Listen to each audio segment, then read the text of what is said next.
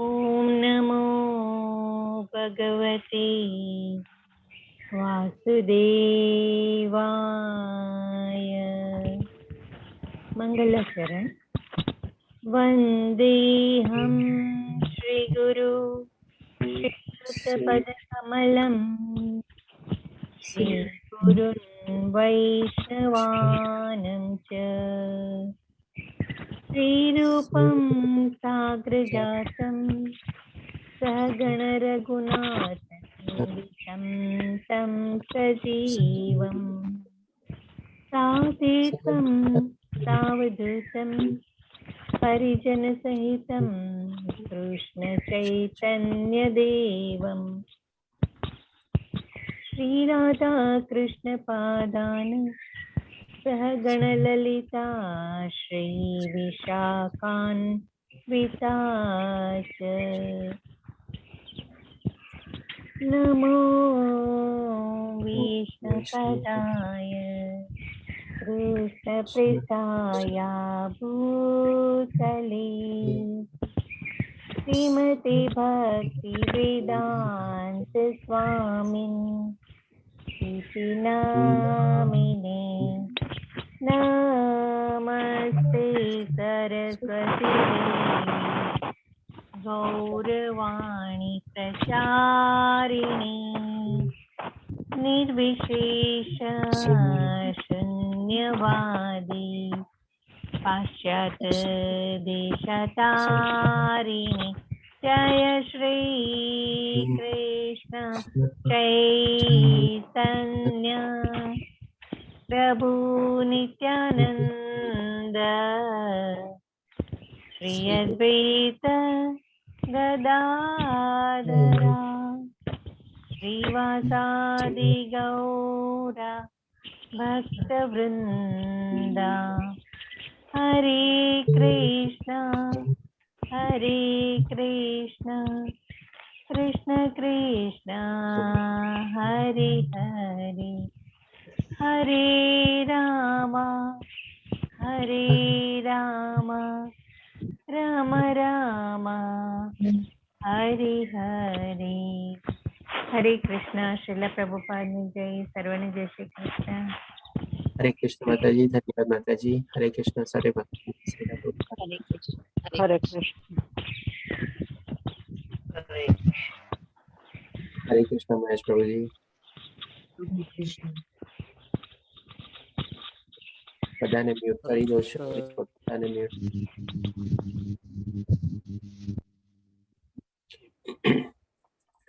તો આજે આપણે શરૂ કરીએ શ્રીમદ ભગવદ ગીતાનો 7મો અધ્યાય, જેનું નામ છે આપણે જ્ઞાન વિજ્ઞાન યોગ, એટલે કે સંપૂર્ણ જ્ઞાન। આમાં ભગવાન શ્રી કૃષ્ણ આપણને સરસ મજાનું જ્ઞાન આપશે કે ભાઈ આપણે આ ભૌતિક દુનિયા કેવી રીતે એમણે સર્જેલી છે, આ ભૌતિક દુનિયામાં આપણે કેવી રીતે જન્મ પામ્યા છીએ। સાથે સાથે ભગવાન શ્રી કૃષ્ણ આપણને એ પણ સમજાવશે કે કોણ 4 લોકો જે છે જે લોકો ભગવાનની ભક્તિ કરે છે અને કોણ 4 લોકો છે જે લોકો ભગવાનની ભક્તિમાં પ્રવૃત્ત નથી થતા। અને પછી ભગવાન શ્રી કૃષ્ણ આપણને એ બી સમજાવશે કે કોણ મારો પ્રિય ભક્ત છે। અને એવી રીતે સાથે સાથે કરીને ભગવાન શ્રી કૃષ્ણ આપણને અંતમાં એ પણ કહેશે કે જો આવી રીતે કોઈ ભક્તિ ભાવપૂર્ણ મારો કોઈ ભક્તિ કરે તો ડેફિનેટલી હું એને પ્રાપ્ત થઈ શકું છું। પરંતુ જો આખી જિંદગી ગમે તે રીતે કરે છે અને અંતકાળે પણ જો મને પામવાની અથવા મને મેળવવાની કોશિશ કરે છે, એવી શ્રદ્ધા કેળવે છે, એવો ભાવ કેળવે છે, તો કદાચ એ પણ શક્ય થઈ શકે છે। એટલે કે આ રીતે ભગવાન શ્રી કૃષ્ણ આપણને પોતાના બારામાં આપણને સંપૂર્ણ જ્ઞાન આપશે। એટલા માટે આપણે આને જ્ઞાન વિજ્ઞાન યોગ કહીએ છીએ। અને વિજ્ઞાન યોગ એટલા માટે એટલે કે વિશેષ રૂપી જ્ઞાન, એટલે કે ભગવાન શ્રી કૃષ્ણ એવું નથી કે આપણને ખાલી કહી દે છે, પણ સાથે સાથે આપણને પ્રેક્ટિકલી ડેમોન્સ્ટ્રેટ કરીને અથવા તો આપણને અનુભૂતિ કરીને આપણને એ સમજાવે છે કે જે ભગવાન કહે છે આપણે જેમ સાયન્સમાં હોય છે પેલા થિયોરી વાંચીએ અને પછી આપણે પ્રેક્ટિકલી આપણે લેબોરેટરીમાં જઈને આપણે એના ઉપર એક્સપેરિમેન્ટ કરીએ અને જે વાંચ્યું હોય એ પ્રમાણે આપણે જોઈએ બી। તો એવી જ રીતે પણ ભગવાન શ્રી કૃષ્ણ આપણને આ અધ્યાયમાં જે પ્રમાણે બધું વર્ણવે છે કે કેવી રીતે આ સૃષ્ટિ બધી સર્જન થયેલી છે અને કેવી રીતે પોતે તેમાં બધામાં મોજૂદ છે એ પણ આપણને અનુભવ બી કરાવશે સાથે સાથે। એટલા માટે આનું નામ છે આપણે જ્ઞાન વિજ્ઞાન યોગ। તો હવે આપણે જોઈએ ભગવાન શ્રી કૃષ્ણ સૌથી પહેલા શ્લોકમાં કહે છે, આ અધ્યાય થોડોક નાનો છે, આપણે લગભગ 30 શ્લોક છે અને 30 માંથી લગભગ આપણે એક શ્લોક આપણે કવર કરશું, એટલે કે આપણે ઘણી બધી સ્લાઇડો બી કવર કરવાની છે, તો કદાચ 2-5 મિનિટ વધારે બી લાગે, કોશિશ કરીશ 1 કલાકમાં કમ્પ્લીટ કરવાની। હવે આમાં પહેલા શ્લોકમાં ભગવાન શ્રી કૃષ્ણ કહે છે, પૂર્ણ પુરુષોત્તમ પરમેશ્વર બોલ્યા, એટલે કે કોઈ અર્જુનના પ્રશ્ન દ્વારા નહીં પણ ભગવાન શ્રી કૃષ્ણ સામેથી આ જ્ઞાન અર્જુનને આપે છે। એટલા માટે પૂર્ણ પુરુષોત્તમ પરમેશ્વર બોલ્યા, એ પૃથા પુત્ર એટલે કે અર્જુન, હવે સાંભળ કે તું કેવી રીતે મારી ભાવનાથી પૂર્ણ રહી અને મનને મારામાં અનુરક્ત કરીને યોગાભ્યાસ કરતો રહી અને સંપૂર્ણપણે સંદેહ રીતે થઈ જાણી શકીશ। એટલે કે ભગવાન શ્રી કૃષ્ણ હવે પોતાની વારામાં બધું જ્ઞાન દેવા જઈ રહ્યા છે, એટલે કે પોતાને ઓપન અપ કરી રહ્યા છે, પોતાને ડિસ્ક્લોઝ કરી રહ્યા છે, એ બધું સમજાવવા જઈ રહ્યા છે। અને કહેતા પહેલા ભગવાન શ્રી કૃષ્ણ અહીંયા શું કહે છે સરસ રીતે કે હવે સાંભળ, એટલે કે શું અહીંયા કે ભગવાન શ્રી કૃષ્ણ એક રીતે અર્જુનને અહીંયા સાવધાન કરે છે કે હવે તું ધ્યાનથી સાંભળ। આપણે જાણી ગયા છીએ કે આપણે સાંભળવાની છે ને લગભગ 4 પ્રક્રિયા હોય, એમાં એક પ્રક્રિયા છે આપણે જેને આપણે કહીએ કે ધ્યાનથી સાંભળવું, એટલે કે આપણે કાન લગાડીને સાંભળવું। ઘણી વાર આપણામાં કહેવત નથી કાન લગાડીને સાંભળ, ધ્યાનથી સાંભળ, એવી રીતે કહીએ છીએ આપણે, એટલે કે એને આપણે કહી શકીએ કે આપણે એટેન્ટિવ લિસનિંગ, કે જેમાં શું કરે આપણે કે સામેવાળો જે વક્તા હોય, જે બધું બોલતો હોય, મંતવ્ય જણાવતો હોય, એને આપણે ધ્યાનથી કાન લગાડીને સાંભળીએ, બધું થોડું ઘણું નોટ ડાઉન કરીએ, કારણ કે બધું આપણને યાદ ન રહી શકે। એ ટાઈમમાં વખત અલગ હતો, એ ખાલી આપણે એકબીજાનો સંવાદ રૂપે એ લોકો એ બધું યાદ રાખી શકતા હતા। આપણે આજની તારીખમાં બી આપણે શું છે ડાટા ટ્રાન્સફર કરવા માટે પેન ડ્રાઈવ કે આ તેને બધું જોવે છે, ત્યારના વખતમાં એટલું બધું કઈ જોતું નહોતું, ખાલી એક વાર બોલે એટલે સામેવાળાની મેમોરીમાં સીધું ઉતરી જતું અને એવી રીતે યાદ રાખી શકતા હતા। તો આ રીતે આપણે છે, એટલા માટે અહીંયા ભગવાન શ્રી કૃષ્ણ અર્જુનને કહે છે કે હવે ધ્યાનથી સાંભળ અથવા તો સાંભળ। પછી શું કહે છે કે તું કેવી રીતે મારી ભાવનાથી પૂર્ણ રહી, મારી ભાવનાથી પૂર્ણ એટલે કે ભગવાન શ્રી કૃષ્ણની ભાવનાથી આપણે પૂર્ણ રીતે રહેવાનું ભગવાન શ્રી કૃષ્ણ સૂચવે છે કે કેવી રીતે તું મારી ભાવનામાં મારામાં મન લગાડીને મારામાં ચિત્ત લગાડીને તું પૂર્ણ થઈ શકે છે। અને પછી સાથે સાથે કહે છે મનને મારામાં અનુરક્ત કરીને, એટલે ડેફિનેટલી મન ધ્યાન બધું આપણે ભગવાન શ્રી કૃષ્ણમાં લગાડવાનું છે। અને એની સાથે સાથે શું કરવાનું છે કે યોગાભ્યાસ કરતો રહીએ, એટલે યોગાભ્યાસ કરતો રહીએ એટલે કે આપણે ભગવાન શ્રી કૃષ્ણની સ્તુતિ પ્રાર્થના અર્ચના બી કરવાની છે, અને સાથે આપણું જે દિવ્ય આપણે જે આપણો સ્વધર્મ જે છે, સ્વધર્મ પ્રતિ જે આપણું કર્મ છે, અને સાથે સાથે આપણે આધ્યાત્મિક કર્મ એ પણ આપણે કરતું રહેવાનું છે, કર્મ ક્યારેય બંધ કરવાના નથી। આ રીતે ભગવાન શ્રી કૃષ્ણ કહે છે, અને લાસ્ટમાં કહે છે જો આ બધી રીતે તું કરીશ તો પછી એક ટાઈપની ગેરંટી આપે છે કે સંપૂર્ણપણે સંદેહ રહિત, એટલે કોઈ પણ કિંતુ પરંતુ વિધાઉટ એની ડાઉટ, વિધાઉટ એની કન્ફ્યુઝન તું થઈ મને જાણી શકીશ। એટલે કે ભગવાન શ્રી કૃષ્ણને જાણવા માટે, એમને ઓળખવા માટે, એમના બારામાં આપણે જ્ઞાન મેળવવા માટે આપણે આ બધી રીતે આપણે ભગવાનમાં પ્રવૃત્ત થવું જોઈએ। આપણે ઘણીવાર સમજીએ છીએ કે ભાઈ ચાલો કંઈક કથા ચાલે છે, કોઈ આપણે કંઈ પોતાનું મંતવ્ય નહીં જણાવે છે, આપણે જઈને બેસી જઈએ અને જ્ઞાન કેળવી લઈએ, તો એ છે ને આપણને બહુ અલ્પ ફાયદો થાય છે, બહુ નાનકડો ફાયદો થાય છે, સંપૂર્ણ રીતે આપણને એમાંથી ફાયદો થતો નથી। પણ જ્યારે આપણે સિરિયસ બનીને એને આપણે સરસ રીતે સંપૂર્ણ રીતે સાંભળીએ છીએ, આપણે પૂરેપૂરી આપણી ભાવના એમાં નીચોવીએ છીએ, આપણું મન લગાડીએ છીએ, આપણું ધ્યાન લગાડીએ છીએ, અને એવી રીતે બધું જ્યારે કરીએ છીએ ત્યારે જઈને છે ને આપણને પૂરેપૂરું સમજવામાં આવે છે, અને સમજ્યા પછી આપણે આપણા બુદ્ધિમાં એને ઉતારી શકીએ છીએ, અને બુદ્ધિમાં ઉતાર્યા પછી આપણે એને આચરણમાં મૂકી શકીએ છીએ। અધરવાઇઝ નહીં તો આપણને કોઈ એવો બેનિફિટ થતો નથી, આપણે નહીં તો શું એક કાનથી સાંભળ્યું અને બીજી કાનથી નીકળી ગયું, એવી ટાઈપનું થાય છે આપણે। એટલા માટે આપણે ધ્યાનથી સાંભળવું જોઈએ કોઈ બી ચીજને જ્યારે આપણે આવું જ્ઞાન મેળવતા હોઈએ ત્યારે। હવે બીજા શ્લોકમાં ભગવાન શ્રી કૃષ્ણ કહે છે હવે તને પૂર્ણ રૂપે ઇન્દ્રિય ગમ્ય તથા દિવ્ય એમ બંને જ્ઞાન વિશે કહીશ। એટલે કે ભગવાન શ્રી કૃષ્ણ શું કહે છે કે ભાઈ તારી ઇન્દ્રિયોને બી ગમશે, એટલે કે એ સાંભળીને પણ તને તૃપ્તિ થશે, સંતોષ થશે, આનંદ થશે, અને સાથે સાથે દિવ્ય એમ બંને જ્ઞાન કહીશ। એટલે દિવ્ય એટલે કે ભગવાન શ્રી કૃષ્ણ અહીંયા જે જ્ઞાન દેવા જઈ રહ્યા છે એ આપણે આધ્યાત્મિક જ્ઞાન છે, અને એ આધ્યાત્મિક જ્ઞાન ભગવાન શ્રી કૃષ્ણ અર્જુનને આપે છે। અને પછી સાથે સાથે કહે છે આ જાણ્યા પછી તારે જાણવા યોગ્ય કશું જ બાકી રહેશે નહીં। હવે આ કેમ ભગવાન શ્રી કૃષ્ણ એમ કીધું, તો આને છે ને આપણે થોડુંક સમજી લઈએ। આપણે જેમ કે અત્યારે જ્ઞાન કોને સમજીએ છીએ, આપણે અત્યારે ભૌતિક દુનિયામાં આવી ગયા થોડી ઘણી માની લે આપણે ડિગ્રી મેળવી લીધી, કોઈ ગ્રેજ્યુએટ ડિગ્રી મેળવી, માસ્ટર ડિગ્રી મેળવી, અથવા કોઈ પ્રોફેશનલ ડિગ્રી મેળવી, અથવા હોઈ શકે આપણે પીએચડી ડિગ્રી બી મેળવી. એ બધી ડિગ્રીને લઈને આપણે કરીએ છીએ શું?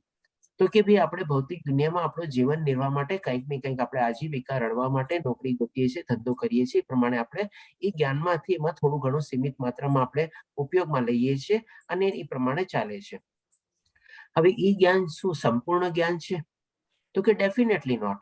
કારણ કે જો સંપૂર્ણ જ્ઞાન હોત તો આજે આપણે એક દાખલો લઈએ કે માની લો ડોક્ટર છે જે સર્જન બન્યો છે, આજની તારીખમાં નવો સર્જન બન્યો આપણે, અને એ જ ડોક્ટર 25 વર્ષ પહેલા માની લો એક ડોક્ટર હોય અને એ માની લો બંને એક જ ટાઈપના ઓપરેશન કરે છે. તો 25 વર્ષ પહેલા જે ડોક્ટર સર્જન બન્યો હોય અને ઓપરેશન કરતો હોય એની પાસે ત્યારે ડિફરન્ટ ટેકનોલોજી અને ડિફરન્ટ એપરેટર્સ અને ડિફરન્ટ શસ્ત્રોની બધા હોય અને એ પ્રમાણે ઓપરેશન કરતો હોય.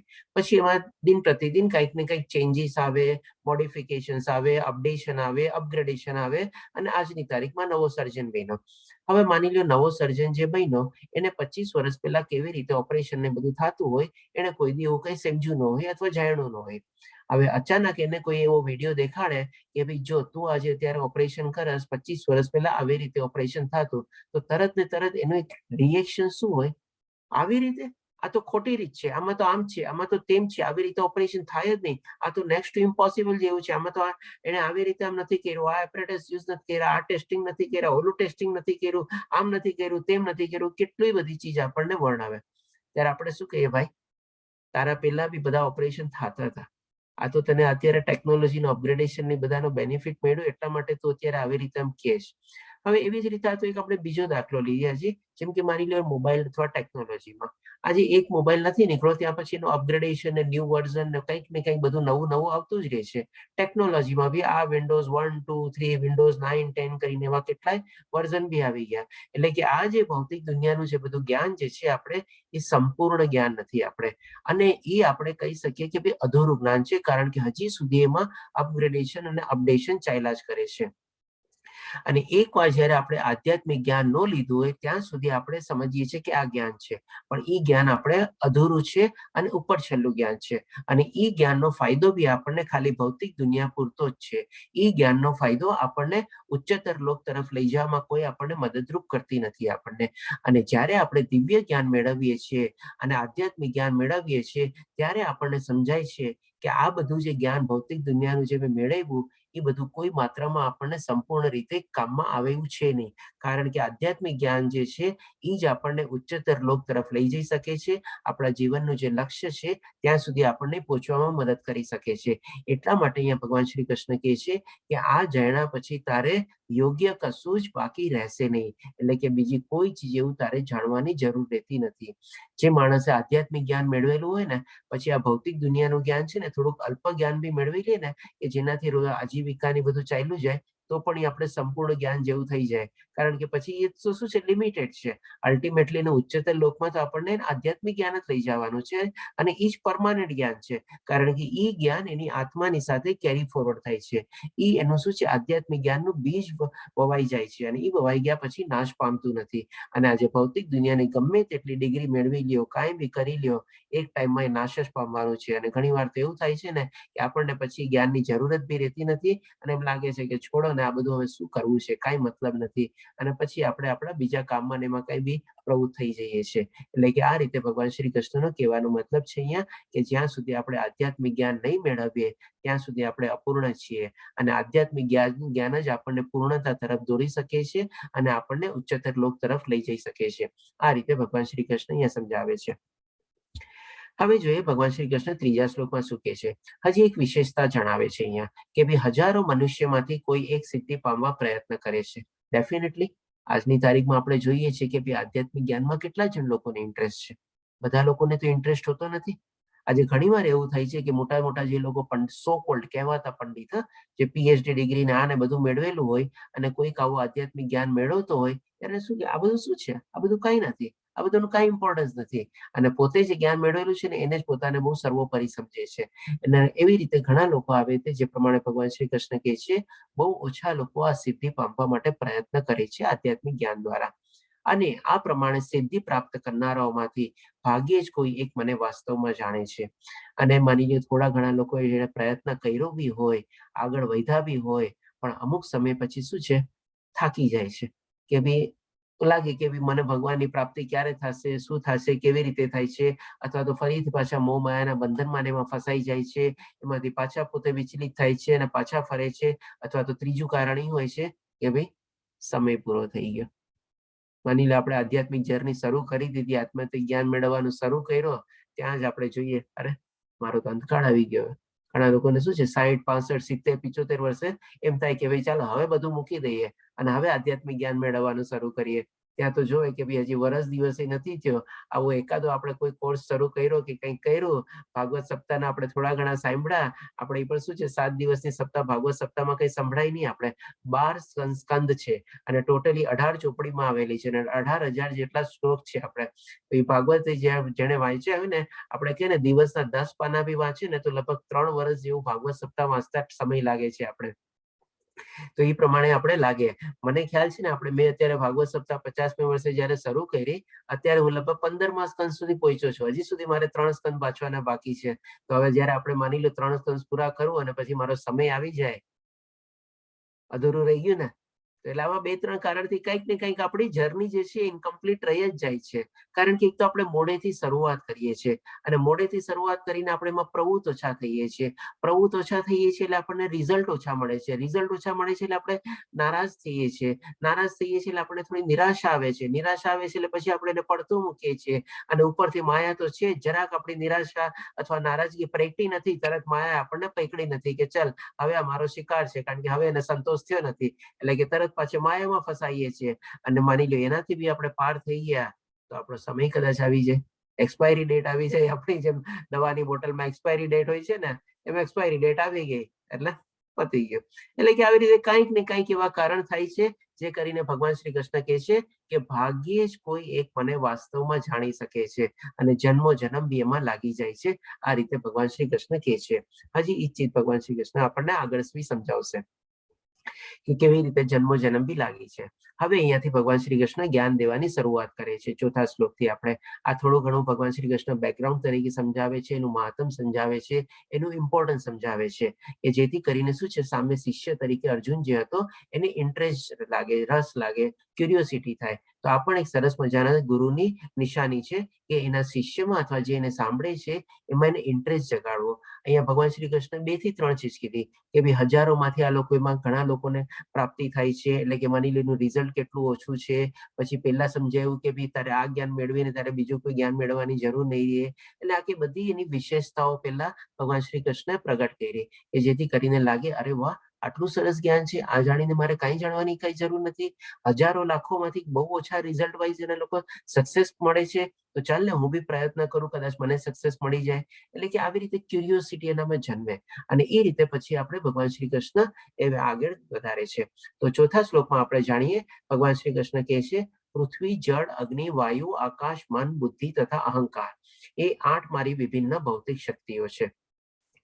હવે જ્યારે આપ બધા લેવલ 2માં જશો અને મને ખાતરી છે કે આ બધા ડેફિનેટલી લેવલ 2 જોઈન કરશો, તો લેવલ 2માં બી આપણે થોડું ડિટેલમાં જાણશું કે ભગવાનની કેટલી ટાઈપની શક્તિઓ છે. નો ડાઉટ આ જગ્યામાં ભગવાન શ્રી કૃષ્ણ જેની અલગ અલગ 3 શક્તિઓ છે સંક્ષિપ્તમાં વર્ણવે છે, પણ ડિટેલમાં આપણે લેવલ 2માં લેશું. તો અહીંયા ભગવાન શ્રી કૃષ્ણ સૌથી પહેલા શરૂઆત કરે છે ભૌતિક શક્તિઓથી. એટલે કે આપણે અને 3 શક્તિને આપણે સિમ્પલ વર્ડમાં અત્યારે લઈએ કે ભાઈ એક્સટર્નલ પોટેન્સી, મધ્યસ્થ પોટેન્સી અથવા માર્જિનલ પોટેન્સી અને ઇન્ટરનલ પોટેન્સી અથવા તો આંતરિક શક્તિ. આ 3 ટાઈપની ભગવાનની શક્તિ હોય છે. સૌથી પહેલા ભગવાન શ્રી કૃષ્ણ બાહ્ય શક્તિ એટલે કે એક્સટર્નલ પોટેન્સી એટલે કે ભૌતિક શક્તિઓ તરીકે વર્ણવે છે.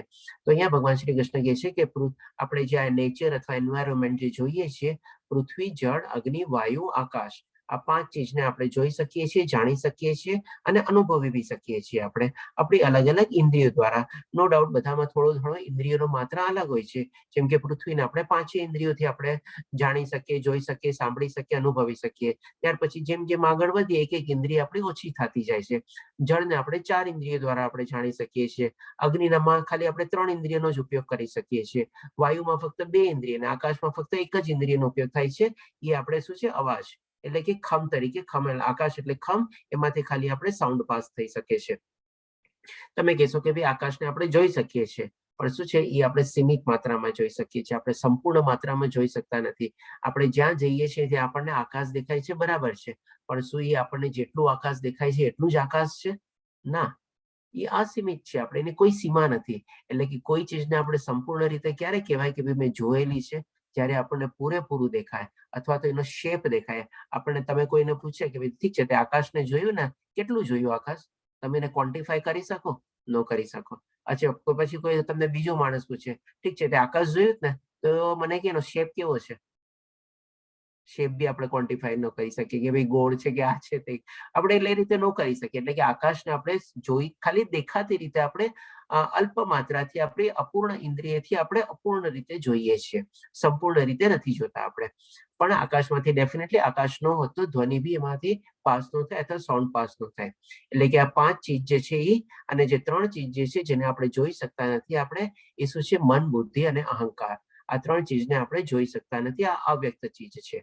એટલે કે આ 8 ચીજ મળીને ભગવાન શ્રી કૃષ્ણ કહે છે અમારી ભૌતિક શક્તિઓ છે. એટલે કે એવી રીતે આપણી સામે આ નેચર અથવા એન્વાયરમેન્ટ અથવા કુદરત જે આપણે જાણીએ છીએ એ આપણી સામે આ રીતે આપણને દેખાય છે. હવે પછી ભગવાન શ્રી કૃષ્ણ બીજી શક્તિનું આપણને વર્ણન કરશે અહીંયા, જેને આપણે કહીએ છીએ માર્જિનલ પોટેન્સી આપણે, અથવા તો મધ્યસ્થ શક્તિ. પછી કહે છે 5મા શ્લોકમાં, વળી હે મહાભાવ અર્જુન, આ નિકુષ્ટ શક્તિ, આ નિકુષ્ટ શક્તિ એટલે કે શું? નોન લિવિંગ, જેમાં ચેતના નથી, કોન્શિયસનેસ નથી, એટલે એને નિકુષ્ટ કહેવાય છે. કારણ કે 8 ચીજમાં જાન નથી આપણે એ રીતે. નિકુષ્ટ શક્તિ ઉપરાંત મારી એક અન્ય ચડિયાતી એટલે કે માર્જિનલ પોટેન્સી, એનાથી ચડિયાતી શક્તિ છે, જેને આપણે પરાશક્તિ તરીકે કહે છે. પરાશક્તિ પણ છે કે જે જીવોની બનેલી છે. હવે આ પરાશક્તિમાં શું છે? તો કે ભાઈ જીવો એટલે કે આત્મા અથવા તો કોન્શિયસનેસ અથવા તો ચેતના, એ રીતે ભગવાન શ્રી કૃષ્ણ વર્ણવે છે, બનેલી છે. અને જે ભૌતિક પ્રકૃતિ સાથે સંઘર્ષ કર્યા કરે છે અને તેના સંસાધનોનો ઉપયોગ કરે છે. હવે કેવી રીતે આ જીવનું આપણામાં નિરૂપણ થાય છે? આપણા એટલે કે આપણે લિવિંગ બનીએ છીએ, નોન લિવિંગ માંથી લિવિંગ, એટલે કે જીવનું આપણે આત્માનું નિરૂપણ થયા પછી, અને એ આત્મા જન્મ લીધા પછી આપણે ભૌતિક પ્રકૃતિના સંસર્ગમાં આવીએ છીએ, અને એ સંસર્ગમાં આવ્યા પછી આપણે એને અલગ અલગ રીતે આપણે એને એન્જોય કરીએ છીએ અથવા ઉપભોગ કરીએ છીએ. આ રીતે ભગવાન શ્રી કૃષ્ણ કહે છે. હવે આખી ચીજ જે આખી પ્રોસેસ છે ને, એ આપણે 14મા અધ્યાયમાં જયારે આપણે ગુણોત્તરી વિભાગ લેશું ને, એમાં આપણને ભગવાન શ્રી કૃષ્ણ બહુ સરસ રીતે ક્લિયર કરે છે કે કેવી રીતે આપણે આમાં જન્મ લઈએ છીએ, જન્મ લીધા પછી કેવી રીતે આપણે પ્રકૃતિના સંસર્ગમાં આવીએ છીએ, સંસર્ગમાં આવ્યા પછી આપણે કેવી રીતે એના નિયંત્રણ અથવા એના કંટ્રોલ હેઠળ આવી જઈએ છીએ, અને કેવી રીતે એના પ્રભાવ હેઠળ આપણે અલગ અલગ કાર્યમાં પ્રવૃત્ત થઈએ છીએ, કેવી રીતે આપણે ઈચ્છા કેળવીએ છીએ, અને કેવી રીતે આપણે એને પ્રમાણે ભોગવીએ છીએ. આ બધી ચીજ ભગવાન શ્રી કૃષ્ણ આપણને એ પણ આપણને 13મા અને 14મા અધ્યાયમાં સરસ રીતે સમજાવે છે. હવે પછી આપણે 6ઠ્ઠા શ્લોકમાં ભગવાન શ્રી કૃષ્ણ કહે છે, એટલે અહીંયા આપણે એક રીતે આપણે ભગવાન શ્રી કૃષ્ણ સમરાઇઝ કરે છે કે સર્વ સર્જાયેલા જીવોનો ઉદ્ભવ આ બંને શક્તિઓમાં રહેલો છે.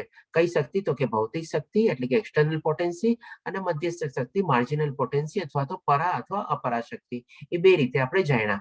અપરાશક્તિ એટલે નિકુષ્ટ, અને એની ઉપર પરાશક્તિ એટલે કે જે જીવ આત્મા અથવા ચેતના, આ બંને શક્તિઓમાં રહેલો છે. અને આ જગતમાં જે કઈ ભૌતિક અને આધ્યાત્મિક છે તે સર્વની ઉત્પત્તિ તથા વિનાશરૂપ મને જ જાણ.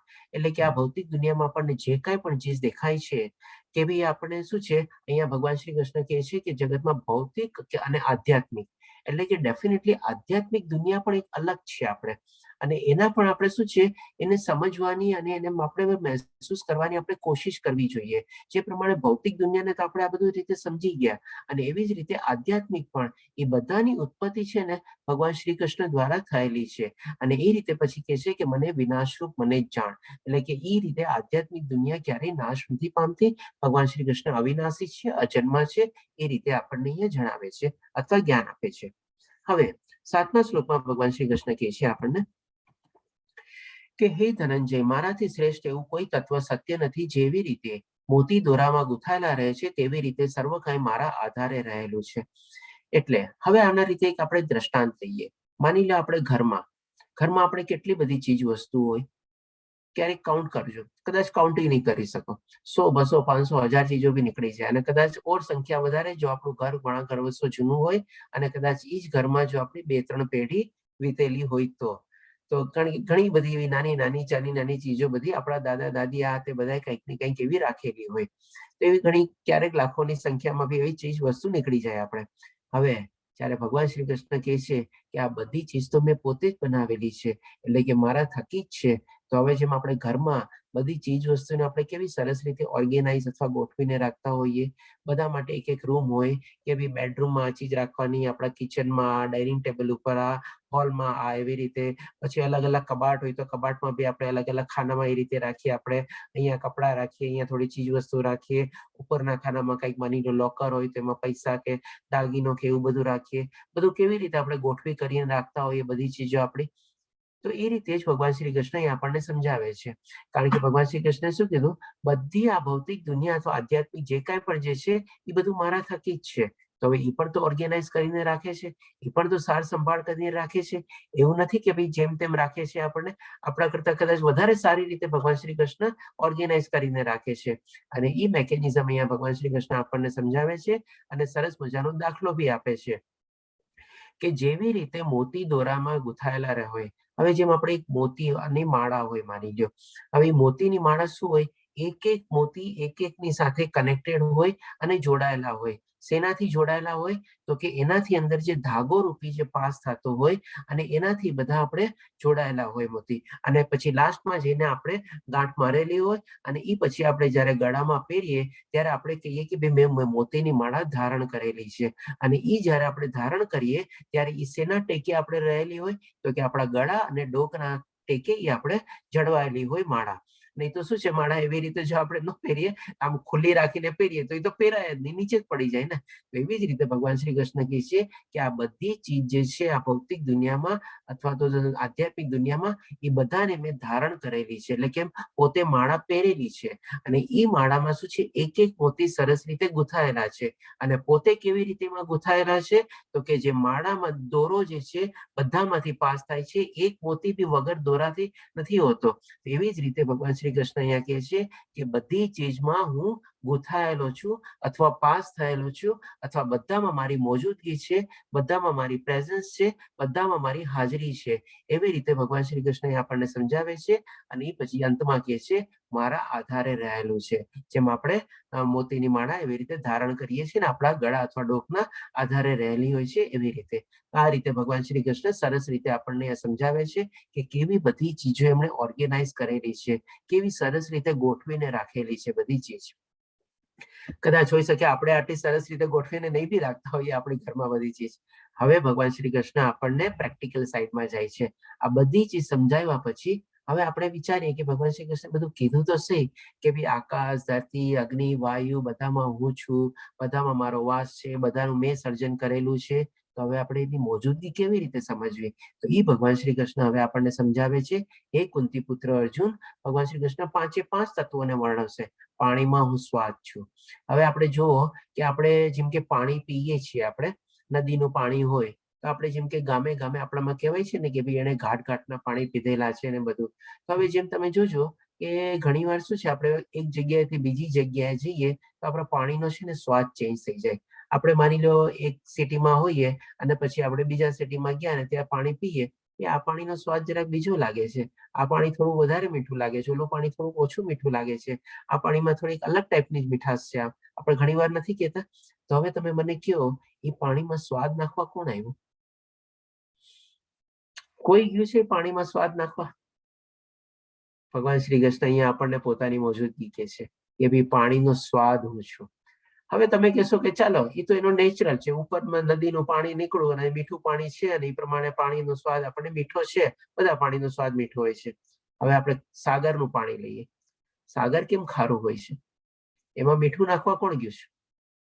કદાચ આ દુનિયામાં એટલું મીઠું બી નહીં હશે જેટલું સાગરને ખારો કરી શકે. મીઠું નાખશે ને બનાવશે ને તોય, કારણ કે મીઠું નીકળે છે પણ એમાંથી જ આપણે. તો પછી હવે તમે મને કહો, આ રીતે ભગવાનની આપણે મોજૂદગી આપણે અનુભવી શકીએ. જેટલા માટે ભગવાન શ્રી કૃષ્ણ કીધેલું છે કે આ જ્ઞાન વિજ્ઞાન યોગ છે આપણે. એટલે કે બધી ચીજ ભગવાન શ્રી કૃષ્ણ આપણને ડેમોન્સ્ટ્રેટ કરીને, પુરાવા સાથે એક્સપેરિમેન્ટ કરીને આપણને અહીંયા સમજાવશે કે ભાઈ પાણીનો સ્વાદ ઓછું. પછી સૂર્ય તથા ચંદ્રનો પ્રકાશ છું. આજે આપણે મોબાઈલ ને બધું વાપરીએ છીએ, બધા ગેજેટ વાપરીએ છીએ, લેપટોપ અત્યારે વાપરીએ છીએ, આપણે કદાચ હશે કે ત્યારે ચાર્જરની સાથે કનેક્ટેડ કરેલું હશે બધું આપણે 2, 4, 6 કલાક વાપરીએ છીએ અને આપણે એને ચાર્જ કરવો પડે છે. હવે મને કહ્યું, આપણે જે આપણને અનાદિકાળથી જે સૂર્યમાંથી આપણને પ્રકાશ મળે છે, તેજ મળે છે, અથવા તો આપણને જે તાપ મળે છે, એ કોણ દેવા ગયું છે સૂર્યમાં? કોણ એને ચાર્જ કરે છે અથવા કોણ એને રિચાર્જ કરે છે? કોણ એની અંદર જઈને બેટરી બદલાવે છે? તો એ રીતે ભગવાન શ્રી કૃષ્ણ કહે છે, સૂર્ય અને ચંદ્રનો પ્રકાશ પણ હું જ છું, તાપ પણ હું જ છું, તેજ પણ હું જ છું, અજવાળું પણ હું જ છું, કારણ કે બધું પ્રકાશથી જ જન્મે છે આપણે. અને આપણે કહી શકીએ કે ભાઈ આપણું એકમાત્ર જો આ ભૌતિક દુનિયામાં જો સોર્સ ઓફ એનર્જી હોય ને તો એક સૂર્ય જ છે. આપણે અલ્ટિમેટ સોર્સ ઓફ એનર્જી, એકમાત્ર source of energy, that is the sun અને સૂર્ય. પછી કે છે ભગવાન શ્રી કૃષ્ણ કે વૈદિક મંત્રોમાં ઓમકાર છું. ઘણા લોકો કહે છે કે ભાઈ કેવી રીતે? વેદોમાં તો ભગવાન શ્રી કૃષ્ણનું ક્યાંય છે જ નહીં. આપણામાં જે 4 વેદો જે છે, તો બધા વેદોમાં આપણે મંત્રોથી આપણે શરૂ થાય છે ઓમથી. તો ભગવાન શ્રી કૃષ્ણ કહે છે કે વેદોમાં હું ઓમકાર છું. ચાલો, ભગવાન શ્રી કૃષ્ણ કહે છે કે ભગવદ્ ગીતા તો એમના કંઠસ્થથી નીકળેલી, મુખેથી નીકળેલી છે, એટલે ઘણા લોકો કે બરાબર છે, ભગવદ્ ગીતામાં ભગવાન શ્રી કૃષ્ણનું છે વર્ણન, પણ વેદોમાં ક્યાં છે? તો ભગવાન શ્રી કૃષ્ણએ પોતે જ કીધેલું છે કે વેદોમાં હું ઓમકાર છું, એટલે કે દરેક મંત્રમાં પહેલા ઓમ તરીકે ઉચ્ચારણ થાય છે. ઓમ પણ ભગવાન શ્રી કૃષ્ણ પોતે જ છે. હું આકાશમાં શબ્દ છું, એટલે કે જે આપણે શબ્દ અથવા જે ધ્વનિ પાસ થાય છે આકાશમાંથી આપણે, એ પણ એ પોતે જ છે આપણે. તથા મનુષ્યમાં સામર્થ્ય છું. આપણા મનુષ્યનો બી આપણે દાખલો લઈએ, આપણે પહેલા તો આપણે એના સ્ત્રોત છીએ, અને આપણે જે કાંઈ પણ ભૌતિક દુનિયામાં મેળવેલું છે, આપણે સામર્થ્ય શું છે, શેને આપણે સામર્થ્ય ગણીએ છીએ? કાં તો ડિગ્રી મેળવેલી હોય, કાં તો આપણે દેખાવડા હોઈએ, કાં પૈસા મેળવેલા હોય, કાં થોડું ઘણું આપણે શક્તિ હોય, બોડી બિલ્ડિંગ કંઈક કરેલું હોય, એવું બધું, આ બધાને આપણે સામર્થ્ય કહીએ છીએ. તો એ બધું સામર્થ્ય બી છે ને ભગવાન શ્રી કૃષ્ણની દેન છે, એમના થકી જ બધું આવેલું છે. આ રીતે ભગવાન શ્રી કૃષ્ણ આપણને 8મા શ્લોકમાં વર્ણવે છે. હજી આપણને ભગવાન શ્રી કૃષ્ણ કહે છે 9મા શ્લોકમાં, હું પૃથ્વીની આદ્ય સુગંધ છું. આપણે જેમ તમે ઘણી વાર જોજો, જે પેલો જ્યારે વરસાદ આવે, ત્યારે વરસાદ વરસે ત્યારે પછી માટીમાંથી કેટલી સરસ સુગંધ આવતી હોય છે, કેટલી નેચરલ સુગંધ હોય છે. આપણે આનો એક્સપિરિયન્સ કદાચ આપણે સિટીમાં રહેતા હોય ત્યારે ઓછો મળે આપણને, પણ ઘણી વાર આપણે નાના સિટીમાં કે નાના ગામમાં જઈએ અને આવી રીતે ત્યાં તો એમને જ માટીની સુગંધ હોય છે, અને વરસાદ આવે ત્યારે ઓર સરસ મજાની એમાંથી સુગંધ આપણને મળે છે. અગ્નિની ઉષ્ણતા છું, એટલે કે ભગવાન શ્રી કૃષ્ણ જે 5 તત્વ હતા, પૃથ્વી, જળ, અગ્નિ, વાયુ, બધાને આપણને વર્ણવી દીધા. અહીંયા અગ્નિની પણ ઉષ્ણતા એટલે કે તાપ છું. તમે નાની અગ્નિ લ્યો અથવા મોટી અગ્નિ લ્યો, ગમે તેવી અગ્નિ તમે પ્રગટાવો, એમાંથી થોડો ઘણો તાપ તો નીકળવાનો જ છે, અને પ્રમાણે થોડું ઘણું અજવાળું બી નીકળવાનું છે. તો ભગવાન શ્રી કૃષ્ણ ઉષ્ણતાને, કારણ કે સૂર્યનું અજવાળું ઓલરેડી કહી દીધું, અને અગ્નિની ઉષ્ણતા એટલે કે અગ્નિની તાપ પણ છે, એ હું જ છું. આ રીતે ભગવાન શ્રી કૃષ્ણ કહે છે. અને પછી કહે છે લાસ્ટમાં, હું જીવ માત્રનું જીવન તથા તપસ્વીનું તપ છું. એટલે કે જ્યાં સુધી આપણા શરીરમાં જે આપણે આત્માનું જે નિરૂપણ છે, જે પરાશક્તિ દ્વારા જે ભગવાન શ્રી કૃષ્ણ આપણને આગલા શ્લોકમાં સમજાવ્યું, એટલે કે આપણા શરીરની અંદર જ્યાં સુધી ચેતના છે, કોન્શિયસનેસ છે, આત્મા છે, ત્યાં સુધી આપણું જીવન છે. જેવી આત્મા એમાંથી પ્રસ્થાન કર્યું, આપણું શરીર તો એકદમ ઢગલો થઈને નીચે જ પડવાનું છે.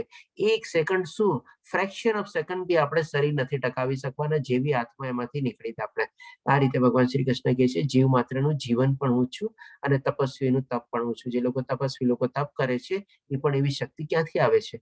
બધું સામર્થ્ય તો એ જ આપે છે ને ભગવાન શ્રી કૃષ્ણ. તો આ રીતે ભગવાન શ્રી કૃષ્ણ આપણને 9મા શ્લોકમાં વર્ણવે છે. હવે ભગવાન શ્રી કૃષ્ણ એ ચીજ આપણે ત્યાં પૂર્ણ વિરામ મૂકે છે આપણે, અને થોડું બીજું ચીજ લે છે. જેમાં આપણે શું છે, અલગ અલગ આપણે એક ચેપ્ટરમાં બી આપણે પેરેગ્રાફ ને બધું ચેન્જ થાય અને અલગ ટોપિક થતો હોય, એ રીતે ભગવાન શ્રી કૃષ્ણ હવે 13મા શ્લોકમાં આવે છે કે 3 ગુણો જે આપણે ત્રિગુણી માયા તરીકે, એટલે સતોગુણ, રજોગુણ અથવા તમોગુણ દ્વારા મોહ પામેલું આ સમગ્ર જગત ગુણાતીત તથા અવિનાશી એવા મને જાણતું નથી. હવે ડેફિનેટલી આપણે આ ચીજને ડિટેલમાં કવર કરશું, જે પ્રમાણે કીધું 14મા અધ્યાયમાં, એમાં બહુ સરસ રીતે ભગવાન શ્રી કૃષ્ણ સમજાવે છે આપણને. અહીંયા આપણે શોર્ટમાં એ શ્લોકને લઈ લઈએ કે ભાઈ આ જે ત્રિગુણી માયા જે છે, એના આપણે જ્યારે હેઠળ આવી જઈએ છીએ, એના પ્રમાણે આપણે કઠપુતલીની જેમ નાચવા માંડીએ છીએ, ત્યારે આ જે આપણે બધા મોહ, માયા અને આકર્ષણ બધા છે, એમાં જ આપણે આપણું આખું જીવન વ્યતીત કરી નાખીએ છીએ. અને એ રીતે આપણે ભગવાનને એટલે કે આધ્યાત્મિક જ્ઞાન જે છે, જે આપણે શરૂઆતમાં જાણ્યા કે આપણે જાણવું જોઈએ, ત્યારે જ આપણે સંપૂર્ણ જ્ઞાન મેળવવું કહેવાય. આપણે જે ભગવાન શ્રી કૃષ્ણ જે ગુણાતીત એટલે એ આ ત્રણેય ગુણોથી ઉપર છે, કારણ કે આ ત્રણેય ગુણોના સર્જન કરતા એ પોતે છે અને એમના હેઠળ જ છે, એટલા માટે એ ગુણાતીત કહેવાય છે. અને ડેફિનેટલી ભગવાન શ્રી કૃષ્ણ અવિનાશી છે, એટલે કે જ્યારે એનો નાશ થતો નથી. આ રીતે મને કોઈ જાણતું નથી, કારણ કે શું કામ નથી જાણતું? તો કે ભાઈ આપણે તો મોહ માયાને એમાં જ અટકાયેલા છીએ. આપણે તો આ બધું આધ્યાત્મિક જ્ઞાન લેવાની કઈ કેર કરી જ નથી. આપણે તો કહીએ ને એ તો બધું ઠીક છે, સમય આવશે ત્યારે કરી લઈશ. એટલે કે પાછળ ઠેલતા જઈએ છીએ, ઇગ્નોર કરતા જઈએ છીએ, એવોઇડ કરતા જઈએ છીએ, મોહ માયામાં ફસાતા જઈએ છીએ અને એમાંથી પછી આપણને નીકળતા જ નથી. આ કારણસર આપણે જ્ઞાન મેળવવા માટે વંચિત રહી જઈએ છીએ. પછી ભગવાન શ્રી કૃષ્ણ આપણને 14મા શ્લોકમાં કહે છે કે ડેફિનેટલી આ ભૌતિક પ્રકૃતિને આપણે ત્રિગુણી જે માયા જે છે એને બનેલી ત્રણ ગુણોની બનેલી મારી આ એટલે કે ભગવાન શ્રી કૃષ્ણ બનેલી છે. મારી આ દૈવી માયાને જીતવી અત્યંત દુષ્કર છે. જેમ આપણને ગયા 6થા અધ્યાયમાં ભગવાન શ્રી કૃષ્ણે કીધું હતું કે મનને ચંચળ છે અને એને વશમાં રાખવું મુશ્કેલ છે, બરાબર છે, હું એગ્રી થાઉં છું, પણ એનો ઉપાય બી બતાવ્યો હતો.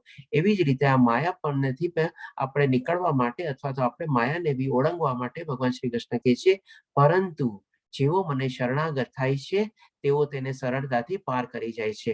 એટલે કે આ ભગવાન શ્રી કૃષ્ણ આપણને ઉપાય બી બતાવે છે કે આપણે જ્યારે ભગવાન શ્રી કૃષ્ણની શરણાગતિ જો આપણે લેવાની કોશિશ કરીએ અને આપણી શરણાગતિ એડમિટ થાય અથવા સ્વીકાર્ય થાય, ત્યારે આપણે સરળતાથી આપણી ત્રિગુણી માયામાંથી પાર થઈ જઈએ છીએ. અને એવી રીતે ભગવાન શ્રી કૃષ્ણ આપણને હાથ ચાલીને આપણને જન્મ મૃત્યુ જરા વ્યાધિમાંથી આપણને મુક્તિ માટે પણ આપણને કદાચ મોકો આપે છે, આપણે જો એવી રીતે આપણી શરણાગતિ સ્વીકાર્ય થાય તો.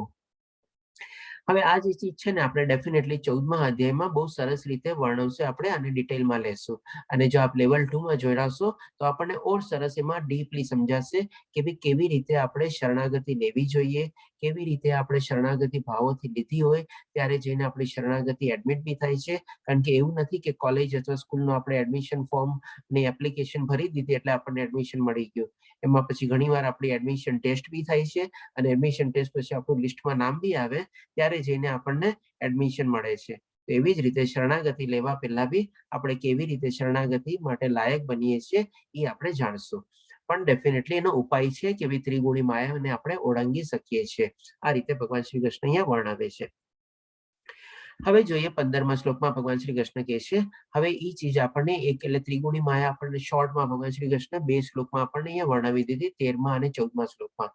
હવે એ ત્યાં પૂર્ણ વિરામ મૂકે છે અને પછી કહે છે કે ભાઈ કયા લોકો મને પૂજે છે અને કયા લોકો મને નથી પૂજતા. સૌ પ્રથમ પેલા કહે છે કે કયા લોકો મને પૂજવાની અથવા મારી બારામાં જાણવાની કોશિશ કરે છે. તો 15મા શ્લોકમાં કહે છે જે મનુષ્ય જે નથી કરતા એ પેલા વર્ણવે છે. 15મા શ્લોકમાં કહે છે જે મનુષ્ય તદ્દન મૂર્ખ છે, જેઓ મનુષ્યમાં અધમ છે, જેમનું જ્ઞાન માયા વડે હરાઈ ગયું છે અને જેઓ અસુરોની નાસ્તિક પ્રકૃતિ ધરાવનારા છે, એવા દુષ્ટ મારું શરણ ગ્રહણ કરતા નથી. એટલે કે આને ભગવાન શ્રી કૃષ્ણ દુષ્ટો તરીકે વર્ણવે છે. હવે 4 જે કેટેગરી જે છે એને પણ આપણે શોર્ટમાં સમજી લઈએ. જે માણસ તદ્દન મૂર્ખ છે એટલે કે શું છે, દિવસ રાત ગધેડાની જેમ કામ કરે. શું કામે કરે? તો કે પોતાની શરીર સુખ માટે અને ઇન્દ્રિય તૃપ્તિ માટે. આને મળી લઉં, ઓલાને મળી લઉં, અહીંયા વહી જાઉં, વાં વહી જાઉં, ઓલું લઈ લઉં, આ લઈ લઉં, તે કરી લઉં, આટલા પૈસા કમાવો, આમ કરું, તેમ કરું. આમાં ને આમાં જ આખું જીવન કાઢી નાખે. એને આપણે ભગવાન શ્રી કૃષ્ણ મૂર્ખ તરીકે ગણાવે છે, કારણ કે એને આધ્યાત્મિક જ્ઞાન લીધું જ નથી, મેળવવાની કોશિશ જ નથી કરી, પોતે શું છે એ એને ખબર નથી. અને જ્યાં સુધી આધ્યાત્મિક જ્ઞાન ન મેળવવું હોય, ગમે તેટલું ભૌતિક જ્ઞાન લઈ લ્યો, પીએચડી ડિગ્રી મેળવી બી લ્યો, તમે મૂર્ખ જ છો. એ રીતે ભગવાન શ્રી કૃષ્ણ અહીંયા વર્ણવે છે. પછી જેવો મનુષ્યમાં અધમ છે. મનુષ્યમાં અધમનો મતલબ શું છે કે ભાઈ આજની તારીખમાં ઘણા લોકો એવા શું હોય છે કે ભાઈ બહુ આપણે જેને અલ્પ જ્ઞાન હોય કે આપણે દાખલો લઈએ જેમ કે આદિવાસી લોકો, હવે એના બાપ દાદાને એ લોકોને બધાને બી છે ને આધ્યાત્મિક જ્ઞાન ન મળ્યું હોય, એના માટે ભગવાન શ્રી કૃષ્ણ અહીંયા અધમ વર્ડ યુઝ કરે છે કે ભાઈ એવી રીતે એ લોકોને છે ને એવી તક બી નથી મળી હોતી અને એવા અવસર બી નથી મેળવતા કે જેથી કરીને એ લોકો આવા આધ્યાત્મિક જ્ઞાનમાં પ્રવૃત્ત થાય અથવા કેળવી શકે. એટલા માટે ભગવાન શ્રી કૃષ્ણ એને અધમ તરીકે વર્ણવે છે અને એ પણ એના કોઈ કર્મોની દશા હોય છે જેથી કરીને એવી સ્થિતિ એ લોકો પામે છે. જેમ ભગવાન શ્રી કૃષ્ણ આપણને બધામાં સમજાવશે 14મા અધ્યાયમાં કે એ નિશ્ચિત અથવા તો પોતાને પશુ યોનિ બી મળે છે અથવા તો નીચેના લોકોમાં જાય છે. આ બધા રીતે આપણે કહી શકીએ કે એવા મનુષ્યો બી છે આજની તારીખમાં જેને આ બધું ચીજ આપણે કહી શકીએ પોતાના કર્મના ગતિ પ્રમાણે એવી રીતે લોકો જીવે છે. પછી જેમનું જ્ઞાન માયા વડે હરાઈ ગયું છે. હવે આમાં શું છે કે ભાઈ માની લો થોડું ઘણું જ્ઞાન મેળવ્યું હોય, જેમ આપણે જાણ્યું ને, કોશિશ બી કરી પણ પછી હતાશ થઈ ગયા, નિરાશ થઈ ગયા, નારાજ થઈ ગયા, તપસી ગયા, કંઈક ને કંઈક માયાના આવરણમાં પાછા આવી ગયા, અને એ પ્રમાણે પછી એનું જ્ઞાન આસ્તે આસ્તે પાછું લુપ્ત થતું ગયું અને હરાઈ ગયું એ પ્રમાણે. અને પછી કે છે કે જેઓ અસુરોની નાસ્તિક પ્રકૃતિ ધરાવનારા છે, એટલે કે જે લોકોનું શું છે કઈ ટોટલી નેગેટિવ એક્ટિવિટીઝમાં ને એમાં જ આપણે પ્રવૃત્ત થયેલા હોય અને બધાનું એ પ્રમાણે એવું જ કંઈક કામ કરતા હોય, નેગેટિવ કામ ને એવી રીતે, એને ભગવાન શ્રી કૃષ્ણ અસુરો તરીકે અથવા નાસ્તિક તરીકે વર્ણવે છે. અને એવી કહે છે કે આ 4 પ્રકારના દુષ્ટો જે છે એ લોકો મારું શરણ ગ્રહણ કરતા નથી. હવે આને આપણે શું કામે સમજ્યા? આપણે માની લો આપણે 4 કેટેગરીમાં નથી, અને હું માનું છું કે આપણે 4 કેટેગરીમાં રહેવું બી ન જોઈએ, અને આપણે છીએ બી નહીં, પણ આજની તારીખમાં તો ઘણા એવા છે ને, તો એનાથી આપણે દૂર કેવી રીતે એને રહેવું, અથવા તો એનાથી આપણે અળગું કેવી રીતે રહેવું, એ આપણે જો સમજી લઈએ તો આપણે સરસ રીતે પોતાની જાતને એની સાથે આપણે સંગમાં ન રાખીએ. એટલા માટે આપણે થોડું ઘણું આમાં સમજ્યા. હવે ભગવાન શ્રી કૃષ્ણ કહે છે કે 4 જણા લોકો જે મારી ભક્તિનું શરણ લે છે તો મને જાણવાની કોશિશ કરે છે, એ બી જોઈ લઈએ.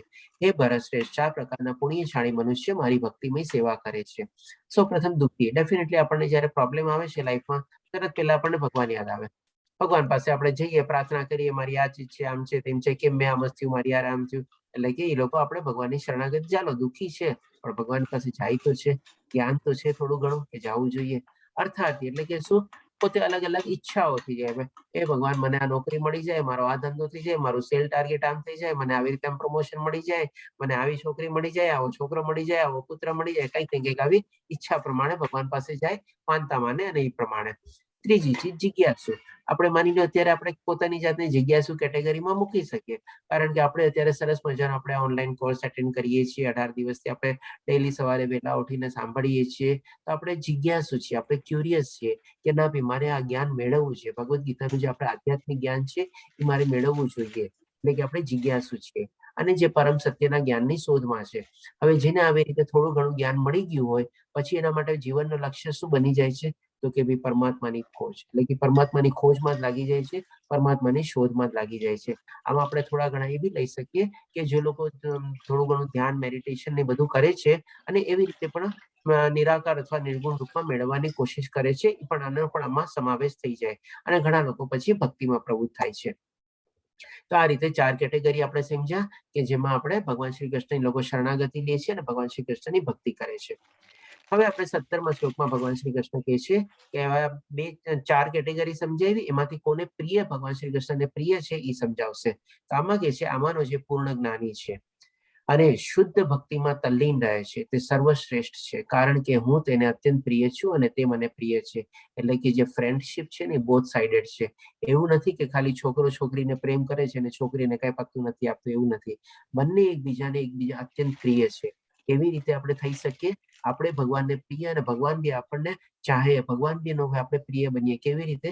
તો પૂર્ણ જ્ઞાન, એ સંપૂર્ણ જ્ઞાન મેળવવાનું છે. સંપૂર્ણ જ્ઞાનમાં શું આવી જાય? તો કે સૌ પ્રથમ આપણે શરીર નથી, આપણે આત્મા છીએ.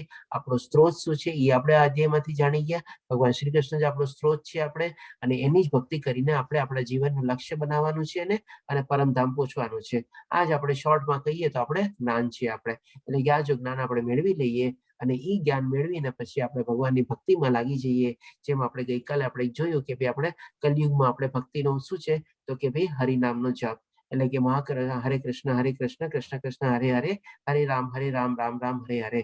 એ મહામંત્રનો જો જાપ કરવાનું શરૂ કરી દઈએ આપણે, તો પણ આપણે ભક્તિમાં લાગી ગયા. અને જેમ જેમ પછી આપણી ભક્તિ વધે, ભગવાનને આપણે એમાં તલ્લીન થઈએ, એમાં આપણે આવૃત થઈએ, પ્રવૃત્ત થઈએ, એ રીતે આપણે ભગવાનના આપણે પ્રિય ભક્ત બની શકીએ છીએ. આ રીતે ભગવાન શ્રી કૃષ્ણ આપણને કહે છે. હવે 19મા શ્લોકમાં ભગવાન શ્રી કૃષ્ણ કહે છે અનેક જન્મો જન્માંતરો પછી જે મનુષ્યને ખરેખર જ્ઞાન થાય છે તે મને સર્વ કારણના કારણ જાણી મારે શરણે આવે છે. આવો મહાત્મા અતિ દુર્લભ છે. ડેફિનેટલી જેમ કીધું ને, આપણે હંમેશા પાછળ ઠેલતા જઈએ છીએ. આવશે, કાલે આવશે, ટાઈમ છે ને, હજી મારી ઉંમર નથી, હજી તો મારે ધાર્મિક માન નથી જવું, હજી મારે આધ્યાત્મિક જ્ઞાન નથી લેવું, હજી તો મારે આ મેળવવું છે, ઓલું મેળવવું છે, આવી રીતે કરવું છે. અને એવી રીતે કરતા કરતા કરતા અંતકાળ ક્યારે આવે આપણે સામે ઉભો રહીએ છે ખબર પડતી નથી. એટલે કે આ જન્મ ગયો, ફરીથી પાછું ખબર નથી કે આવતો જન્મ આપણને મનુષ્ય અવતાર મળશે કે નહીં. એટલે કે આવા અનેક જન્મો જન્માંતરો બી રીતે પસાર થઈ જાય છે અને આપણે એ જ્ઞાનમાં પ્રવૃત્ત થઈ શકતા નથી, એનાથી વંચિત રહીએ છીએ. અને એ રીતે ભગવાન શ્રી કૃષ્ણ આપણને સમજાવે છે આવી રીતે. જેમ સ્ટાર્ટિંગમાં જ આપણને ભગવાન શ્રી કૃષ્ણ શું કીધું ત્રીજા શ્લોકમાં, કે ઘણા લોકો સિદ્ધિ પ્રાપ્ત કરવાની કોશિશ કરે છે અને એમાંથી કોઈ ભાગ્ય જેવો મોટો વિરલો હોય છે જે મને સંપૂર્ણ રીતે પ્રાપ્ત કરી શકે છે. એટલા જ માટે કહે છે કે ભાઈ જેટલું આપણે જલ્દી શરૂ કરીએ એ આપણે માટે આપણું વધારે સારું છે. કારણ કે આ મનુષ્ય જીવન મળ્યું છે, જેનો આપણે સદુપયોગી રીતે કરીએ તો ઠીક છે, નહીં તો પછી ખબર નહીં શું આપણને થવાનું છે. આપણે આ રીતે આપણે ભગવાન શ્રી કૃષ્ણ સમજાવે છે કે અનેક જન્માંતરો બી વયા જાય છે મનુષ્યને ખરેખર જ્ઞાન મેળવવા માટે. અને જ્યારે બધું જ્ઞાન મેળવી લે છે અને મારે શરણે આવે છે અને ભક્તિમાં તલ્લીન થાય છે, ત્યારે આવી રીતે મને પામી શકે છે. પણ આવો જે છે ભક્ત બી બહુ દુર્લભ છે. આપણે આ રીતે ભગવાન શ્રી કૃષ્ણ, એટલે કે ત્રીજો શ્લોક યાદ કરો અને 19મા શ્લોકને યાદ કરો. જે પ્રમાણે ભગવાન શ્રી કૃષ્ણ આખું સમજાવ્યા પછી સમરાઇઝ કરે છે ને, બંનેની વચ્ચે જો લિંક બાંધશો તો અહીંયા આપણને સમજાઈ જશે કે ભગવાન શ્રી કૃષ્ણ કેમ એમ કીધું કે આવી રીતે કોક જ એવો વિરલો મને પ્રાપ્ત કરી શકે છે. કારણ કે એ પ્રોસેસ આખી અહીંયા આપણે ક્લિયર થાય છે. હવે પછી ભગવાન શ્રી કૃષ્ણ 21મા શ્લોકમાં કહે છે, અહીંયા પણ ભગવાન શ્રી કૃષ્ણ ત્યાં પૂર્ણ વિરામ મૂકે છે અને પછી આપણે બીજી ચીજ શરૂ કરે છે. હું જીવ માત્રના હૃદયમાં પરમાત્મા રૂપે વિદ્યમાન છું. કોઈ મનુષ્ય જ્યારે કોઈ દેવની પૂજા કરવા ઈચ્છે છે ત્યારે હું તરત જ તેની શ્રદ્ધાને સ્થિર કરું છું કે જેથી તે મનુષ્ય તે વિશિષ્ટ દેવની આરાધના કરી શકે. હવે આ ચીજ ભગવાન શ્રી કૃષ્ણ શું કામ કહે છે? કારણ કે આપણે જોઈએ છીએ કે ભાઈ બધા દેવી દેવતાઓને બધા આપણે અહીંયા છીએ અને ઘણા લોકો શું છે બધા દેવી દેવતાઓને પૂજે છે અને પોતાના ઈષ્ટદેવ એ પ્રમાણે બનાવે છે અને એ પ્રમાણે બનાવીને ભગવાનની ભક્તિમાં એમાં પ્રવૃત્ત થાય છે. પણ જ્યારે બધા દેવી દેવતાઓને પૂજે છે, આપણે જાણી ગયા છીએ ચોથા અધ્યાયમાં કે જે આ બધા દેવી દેવતાઓ જે છે એ ભગવાન શ્રી કૃષ્ણ દ્વારા જ બધા નિયુક્ત થયેલા છે. અને ત્યારે એક આપણે એક્ઝામ્પલ બી લીધેલો હતો જે કે માની લો પ્રાઇમ મિનિસ્ટરની જે કેબિનેટ ઓફ મિનિસ્ટર્સ હોય, બધામાં અલગ અલગ મિનિસ્ટર્સ હોય અને અલગ અલગ મિનિસ્ટરને આપણે અલગ અલગ પોર્ટફોલિયો આપેલા હોય. તો એવી જ રીતે ભગવાન શ્રી કૃષ્ણે આખી આ ભૌતિક દુનિયા જેમના થકી છે બધું એને મેનેજમેન્ટ માટે, જેમ આપણા ઘરમાં બી શું છે આપણે એક જણ હોય જે આપણું ઘરનું બધું મેનેજ કરતો હોય, આપણું ફાઇનાન્સ ને આ ને તેને બધું એવી રીતે કરતું હોય. એક જણ આપણા માટે રસોઈ ને બધું બનાવતું હોય, એક જણ આપણે બાળકોની કાળજી લેતું હોય, એવી રીતે બધું હોય. ઓફિસમાંથી પ્રમાણે હોય, બધી જગ્યા હોય. તો પ્લીઝ બધાને મ્યુટ કરી દઉં છું, પોતાને મ્યુટ રાખજો. હરે કૃષ્ણ. તો એવી રીતે જયારે ભગવાન શ્રી કૃષ્ણ આખી સૃષ્ટિનું સર્જન કર્યું છે, અલગ અલગ દેવી દેવતાઓ બધા નિયુક્ત કરેલા છે અને બધાને અલગ અલગ પાવર અને પોર્ટફોલિયો આપેલા છે. અને હવે જયારે જેમ કે આપણને શું છે લક્ષ્મી જોતી હોય એટલે આપણે લક્ષ્મી માતાની પૂજા કરીએ, આપણને વિદ્યા જોતી હોય એટલે આપણે સરસ્વતી માતાની પૂજા કરીએ, પછી આપણને આપણા બધા કામો સરસ રીતે પાર પડી જાય એટલે આપણે ગણેશજીની પૂજા કરીએ. એટલે કે કંઈક ને કંઈક હેતુસર લઈને આપણે આવી રીતે દેવી દેવતાઓની બધાને આપણે પૂજા કરીએ છીએ અને એમાં આપણે શ્રદ્ધા કેળવીએ છીએ. તો અહીંયા ભગવાન શ્રી કૃષ્ણ આપણને સરસ રીતે ક્લિયર કરે છે, કોઈ મનુષ્ય જ્યારે દેવની પૂજા કરવા ઈચ્છે છે ત્યારે હું એટલે કે ભગવાન શ્રી કૃષ્ણ પોતે તરત જ તેની શ્રદ્ધાને સ્થિર કરું છું. એટલે કે ઇમિડિયેટલી કે છે તથાસ્તુ, ઓકે તારી આ દેવી દેવતાઓ પર શ્રદ્ધા છે, ઓકે તું એને જઈને પૂછ, કે જેથી તે મનુષ્ય તે વિશિષ્ટ દેવની આરાધના કરી શકે. એટલે કે એના મનમાં જે કાંઈ પણ ભાવ હોય, જે કાંઈ પણ એ પ્રમાણે પર્પઝથી કે પ્રમાણે ભગવાનની પૂજા કરવાની ઈચ્છા ધરાવતો હોય કે જા તને આમાં શ્રદ્ધા છે તો એની જઈને આપણને પૂજા કર અથવા એને જઈને પૂજ. એ રીતે આપણે ભગવાન શ્રી કૃષ્ણ આપણને વર્ણવે છે. એટલે કે એક ટાઈપની એને શ્રદ્ધા કેળવી લીધી.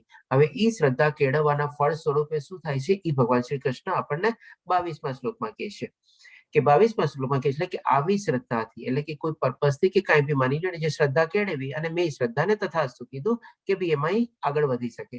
એટલે આવી શ્રદ્ધાથી યુક્ત થયેલો તે અમુક દેવની કોઈ જેને સિલેક્ટ કર્યા હોય એ પ્રમાણે દેવોની કૃપા પ્રાપ્ત કરવાનો પ્રયત્ન કરે છે અને પોતાની ઈચ્છાની પૂર્તિ કરે છે કે ભાઈ લક્ષ્મી જોતી હતી, ચાલો લક્ષ્મી દેવીની પૂજા કરું, ભગવાન મને આટલા ધન આપી દો, મને આટલા રૂપિયાની નોકરી મળી જાય, આટલું મારું ટાર્ગેટ કરી દો, આટલું પ્રમાણે સેલ થાય, આટલો પ્રોફિટ થાય, બધું ઓકે પૂરી તથાસ્તુ જા. એટલે કે પૂર્તિ કરી, ઈચ્છાની પૂર્તિ કરી.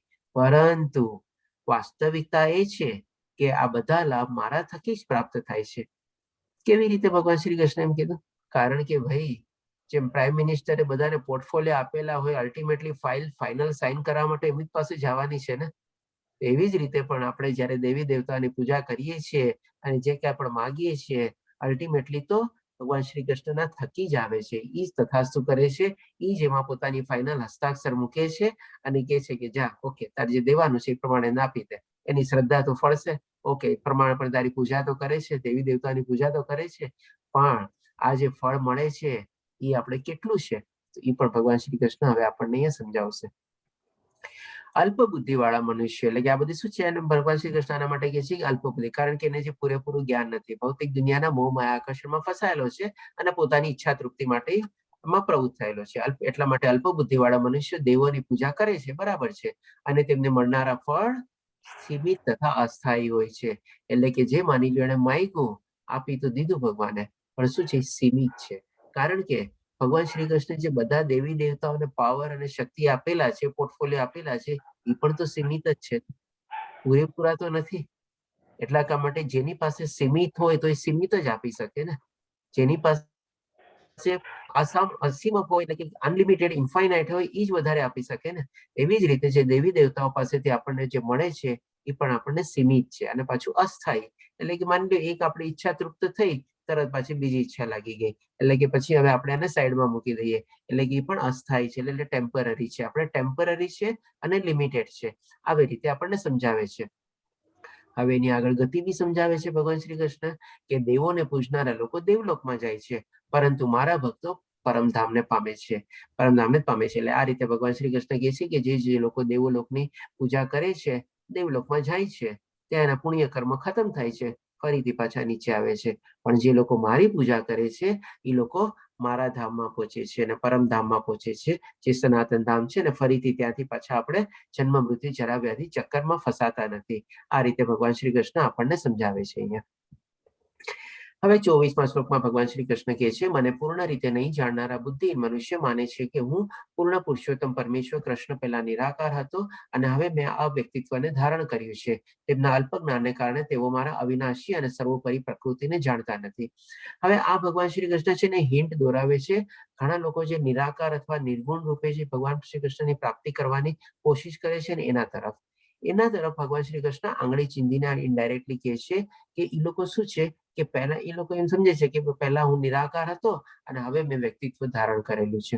એટલે કે જ્યારે ભગવાન શ્રી કૃષ્ણ અવતરિત થાય છે અને પ્રગટ થાય છે પોતાના દ્વિભુજા રૂપમાં, શરીર રૂપમાં, ત્યારે ઘણા લોકો શું છે પોતપોતાનું આવી રીતે તર્ક ચલાવે છે અને એને ભગવાન શ્રી કૃષ્ણે કીધેલું છે કે ભાઈ બુદ્ધિહીન મનુષ્ય તરીકે વર્ણવે છે. કારણ કે પોતપોતાનું તર્ક ચલાવીને શું કહે છે કે ભાઈ ભગવાન તો નિરાકાર છે, ભગવાન એક શક્તિ છે, ભગવાન એક પાવર છે, ભગવાન એક ઉર્જા છે, ભગવાન એક પ્રકાશ છે, એવી રીતે બધું કહે છે. અને એ કહે છે કે ભાઈ આવી રીતે વ્યક્તિત્વ ધારણ કરેલું ને એવું બધું ન હોય, પણ ભગવાન શ્રી કૃષ્ણ પોતે કહે છે કે હવે મેં આ વ્યક્તિત્વ ધારણ કર્યું છે અને તેમના અલ્પ જ્ઞાનને કારણે તેઓ મારી અવિનાશી અને સર્વોપરી પ્રકૃતિને જાણતા નથી.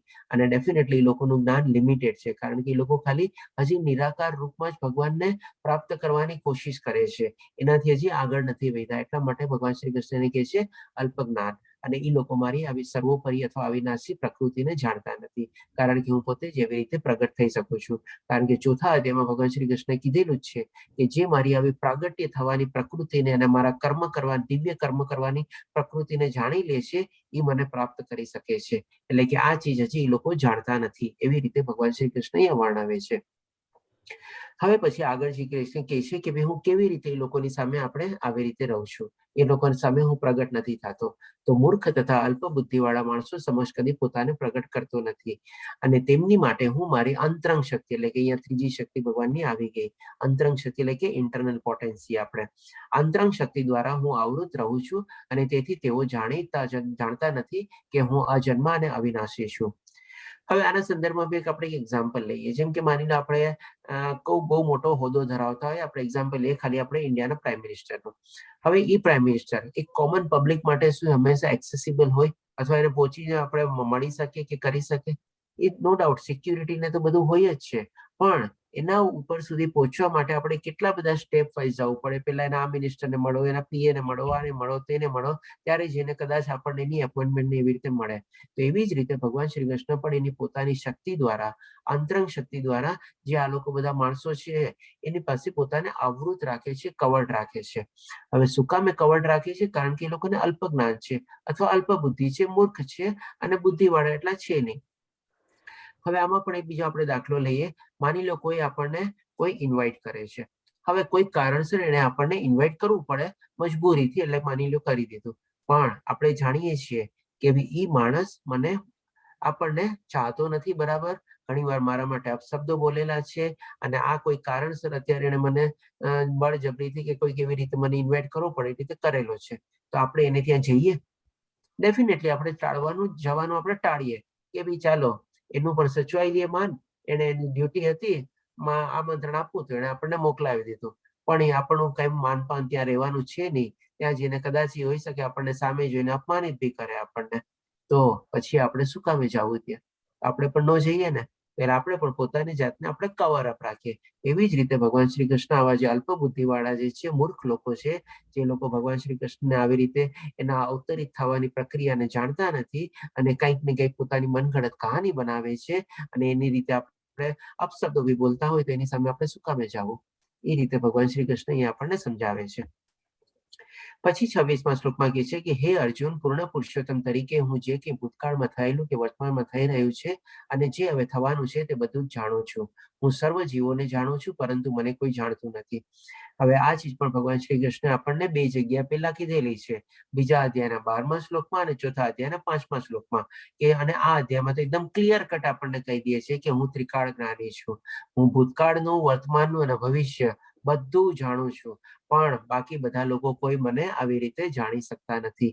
આ રીતે ભગવાન શ્રી કૃષ્ણ કહે છે કે હું સર્વ જીવોને જાણું છું. એટલે કે આપણું ભૂતકાળ શું છે એ પણ ભગવાન શ્રી કૃષ્ણ જાણે છે, આપણું ભવિષ્ય શું છે એ પણ એ જાણે છે, પરંતુ મને કોઈ જાણતું નથી, કારણ કે આપણે જાણવાની કોશિશ નથી કરતા. પછી હવે 27મા શ્લોકમાં ભગવાન શ્રી કૃષ્ણ કહે છે, હે ભારત, હે શત્રુ વિજેતા, સર્વ જીવો જન્મ લઈને તથા દ્વેષથી ઉત્પન્ન થતા ધંધોથી મોહગ્રસ્ત થઈને આસક્તને મોહને પામે છે. શું કામે જાણતા નથી આપણે? ભગવાન શ્રી કૃષ્ણ શું કીધું?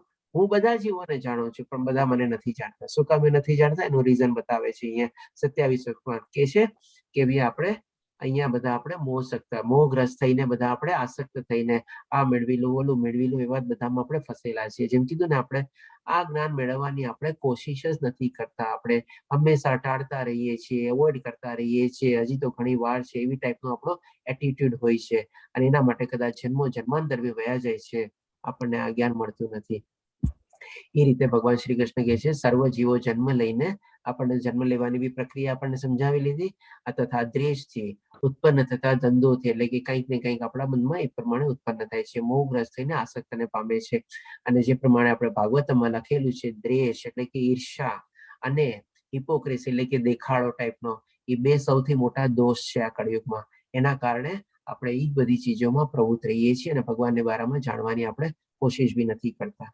પછી હવે આપણને 28મા શ્લોકમાં કહે છે કે જે મનુષ્ય પૂર્વ જન્મના તથા આ જન્મના પુણ્ય કર્મો કર્યા છે અને જેમના પાપ કર્મો સમૂળગા નષ્ટ થયા છે, તેઓ મોહના ધંધોથી મુક્ત થઈ જાય છે અને મારા સેવામાં દ્રઢ નિશ્ચયપૂર્વક પરોવાઈ જાય છે. એટલે કે હવે કોણ જાણવાની કોશિશ કરી શકે છે, અથવા તો એની એલિજિબિલિટી શું છે, એ પણ ભગવાન શ્રી કૃષ્ણ હવે સમજાવે છે. જ્યારે એના પૂર્વ જન્મના કર્મો અને આ જન્મના બંનેના પુણ્ય કર્મનું એડિશન થાય છે, અને સબટ્રેક્શન શેનું થાય છે, બાદબાકી શેની થાય છે, તો કે જ્યારે એના પાપ કર્મો જે છે એ પણ એના ગયા જન્મના અને આ જન્મના બધા એક સાથે બધા સમૂળગા નષ્ટ થઈ ગયા છે, બધું જે એને ભોગવવાનું ભોગવી લીધું એ માની લ્યો, અને ત્યારે એ પ્રમાણે આ બધા મોહ માયાના આકર્ષણના ધંધોથી મુક્ત થઈ જાય છે, અને એ રીતે પછી ભગવાનની ભક્તિમાં પરોવાઈ જાય છે. એટલે કે આપણે પોતાની જાતને છે ને ભાગ્યશાળી સમજવું જોઈએ કે આપણે અત્યારે જ્ઞાન મેળવવાની કોશિશ કરીએ છીએ, એમાં પ્રવૃત્ત થઈએ છીએ. એટલે કે હવે આસ્તે આસ્તે જેટલા ઓર પ્રવૃત્ત થતા રહેશું, ભગવાનની આપણે શરણાગતિ આપણે સ્વીકારતા જશું, એ પ્રમાણે આપણે શરણાગતિ થાશું અને સ્વીકારતા રહેશે, ત્યારે આપણા બધા પાપ કર્મો બી નષ્ટ થઈ જશે. એ રીતે ભગવાન શ્રી કૃષ્ણ સમજાવે છે. હવે પછી 29મા શ્લોકમાં કહે છે કે જે બુદ્ધિશાળી મનુષ્યો જરા તથા મરણમાંથી મુક્ત થવા પ્રયત્નશીલ રહે છે, એટલે કે આપણે જે ભૌતિક દુનિયામાં આવ્યા, જન્મ મૃત્યુ જરા વ્યાધિ, 4 આપણને જે તકલીફ છે એમાંથી આપણે પરે થવા માટે જ્યારે આપણે પ્રયત્નશીલ રહીએ અથવા આપણે એફર્ટ કરીએ, તેઓ મારી ભક્તિનો આશ્રય ગ્રહણ કરીએ છીએ. એટલે કે એના માટે આપણે ભગવાનની ભક્તિ કરવું જ પડશે, એના સિવાય બીજો કોઈ ઉપાય છે નહીં. આપણે તેઓ વસ્તુ તો બ્રહ્મ છે, કારણ કે તેઓ દિવ્ય કર્મો વિશે પૂર્ણપણે જાણે છે. હવે આના માટે ભગવાન શ્રી કૃષ્ણ આપણને સમજાવે છે કે સાથે સાથે આપણે આપણા જે દિવ્ય કર્મ અથવા નિષ્કામ કર્મયોગ અથવા અકર્મ જે છે એ આપણે કેવી રીતે કરવા જોઈએ, ભગવાનની ભક્તિમાં કેવી રીતે પ્રવૃત્ત થવું જોઈએ, એ આપણને અહીંયા સમજાવે છે. એટલે કે ભક્તિની સાથે સાથે આપણે આપણા દિવ્ય કર્મો બી આપણે કન્ટિન્યુ રાખવા જોઈએ. હવે લાસ્ટ શ્લોકમાં ભગવાન શ્રી કૃષ્ણ આ બધી ચીજનો એક આપણને શોર્ટકટ બતાવે છે. એ શોર્ટકટ શું છે કે માની લ્યો બધું ચીજ આપણે ન કરી શકાતું, જ્ઞાન ન મેળવી શક્યા, ભગવાનની ભક્તિ ન કરી શકાતું, તો એ શોર્ટકટ અહીંયા 30મા શ્લોકમાં કહે છે કે જે મનુષ્ય મને એટલે કે પરમેશ્વરને, ભગવાન શ્રી કૃષ્ણને, પરમેશ્વરને મારી પૂર્ણ ચેતનામાં રહીને, એટલે કે સંપૂર્ણ રીતે ભગવાન શ્રી કૃષ્ણના ચેતનામાં રહીને એના બારામાં સમજીને મને જગતનો, દેવોનો તથા યજ્ઞનો સર્વ પદ્ધતિઓનો નિયામક જાણે છે, આખી સૃષ્ટિ એના થકી બનેલી છે એ જાણી લે છે, બધા દેવી દેવતાઓ એમના થકી છે એ જાણી લે છે, જે કાંઈ બધા આપણે યજ્ઞ કરીએ છીએ, ભક્તિ કરીએ છીએ, બધાનું પણ ભગવાન શ્રી કૃષ્ણ થકી જ છે. આ બધા પદ્ધતિઓનો એટલે કે બધી મેથડોનો નિયામક એટલે કે સંચાલિત કરવા વાળા તરીકે જાણી લે છે. તેઓ પોતાના મૃત્યુ સમયે પણ મને ભગવાન તરીકે જાણી તથા સમજી શકે છે. એટલે કે ખાલી જો આપણે મૃત્યુ સમયે પણ જો આપણે આવી રીતે ભાવના અથવા ચેતના કેળવીએ, આ આપણે શોર્ટકટ તરીકે છે. હવે આ શોર્ટકટ બી કેટલો પોસિબલ છે એ આપણે હવે 8મા અધ્યાયમાં જાણશું. અને જેમાં ભગવાન શ્રી અર્જુન આપણને પ્રશ્ન પૂછશે કે મને તમે સમજાવો. 8 પ્રશ્ન પૂછે છે આ શ્લોકને સંદર્ભથી લઈને કે ભાઈ મરતી વેળાવી આપણે કેવી રીતે યાદ કરી શકાય અને કેવી રીતે મુક્તિ પામી શકાય. અને એની સાથે સાથે બીજા બધા ભગવાન શ્રી કૃષ્ણને પ્રશ્ન પૂછે છે. તો એ બધા આપણે 8 પ્રશ્નોનો જવાબ લેશું આવતા અધ્યાયમાં. આ શોર્ટકટ છે બરાબર છે, પણ એ શોર્ટકટ કેટલો એપ્લિકેબલ છે, કેટલો પ્રેક્ટિકલ છે, એ પણ ભગવાન શ્રી કૃષ્ણ આપણને સમજાવશે. અને કેટલો આપણે એમાં પાડી શકીએ છીએ એ આપણે જાણી શકશું આગલા અધ્યાયમાં. તો અહીં આપણે 7મો અધ્યાય કમ્પ્લીટ થાય છે. આ રીતે આપણે કમ્પ્લીટ કર્યા 30 શ્લોકા ઓલમોસ્ટ. વાંચકલ્પતરુભ્યશ્ચ કૃપાસિંધુભ્યશ્ચ પતિતાનાં પાવનાય વૈષ્ણવાય નમો નમઃ. હરે કૃષ્ણ કૃષ્ણ કૃષ્ણ હરે હરે, હરે રામ રામ રામ હરે હરે. શ્રીલ પ્રભુપાદ કી જય. હવે કોઈ પ્રશ્ન હોય તો લઈ શકીએ છીએ, ટાઈમ જ કમ્પ્લીટ થઈ ગયું છે. હરે કૃષ્ણ.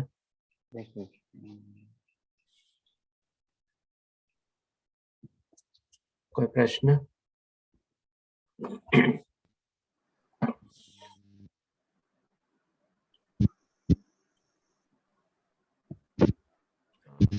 ગીતા માતાજી આપનો હેન્ડ રાઈઝ છે, પૂછી શકો છો. હરે કૃષ્ણ નીતા માતાજી.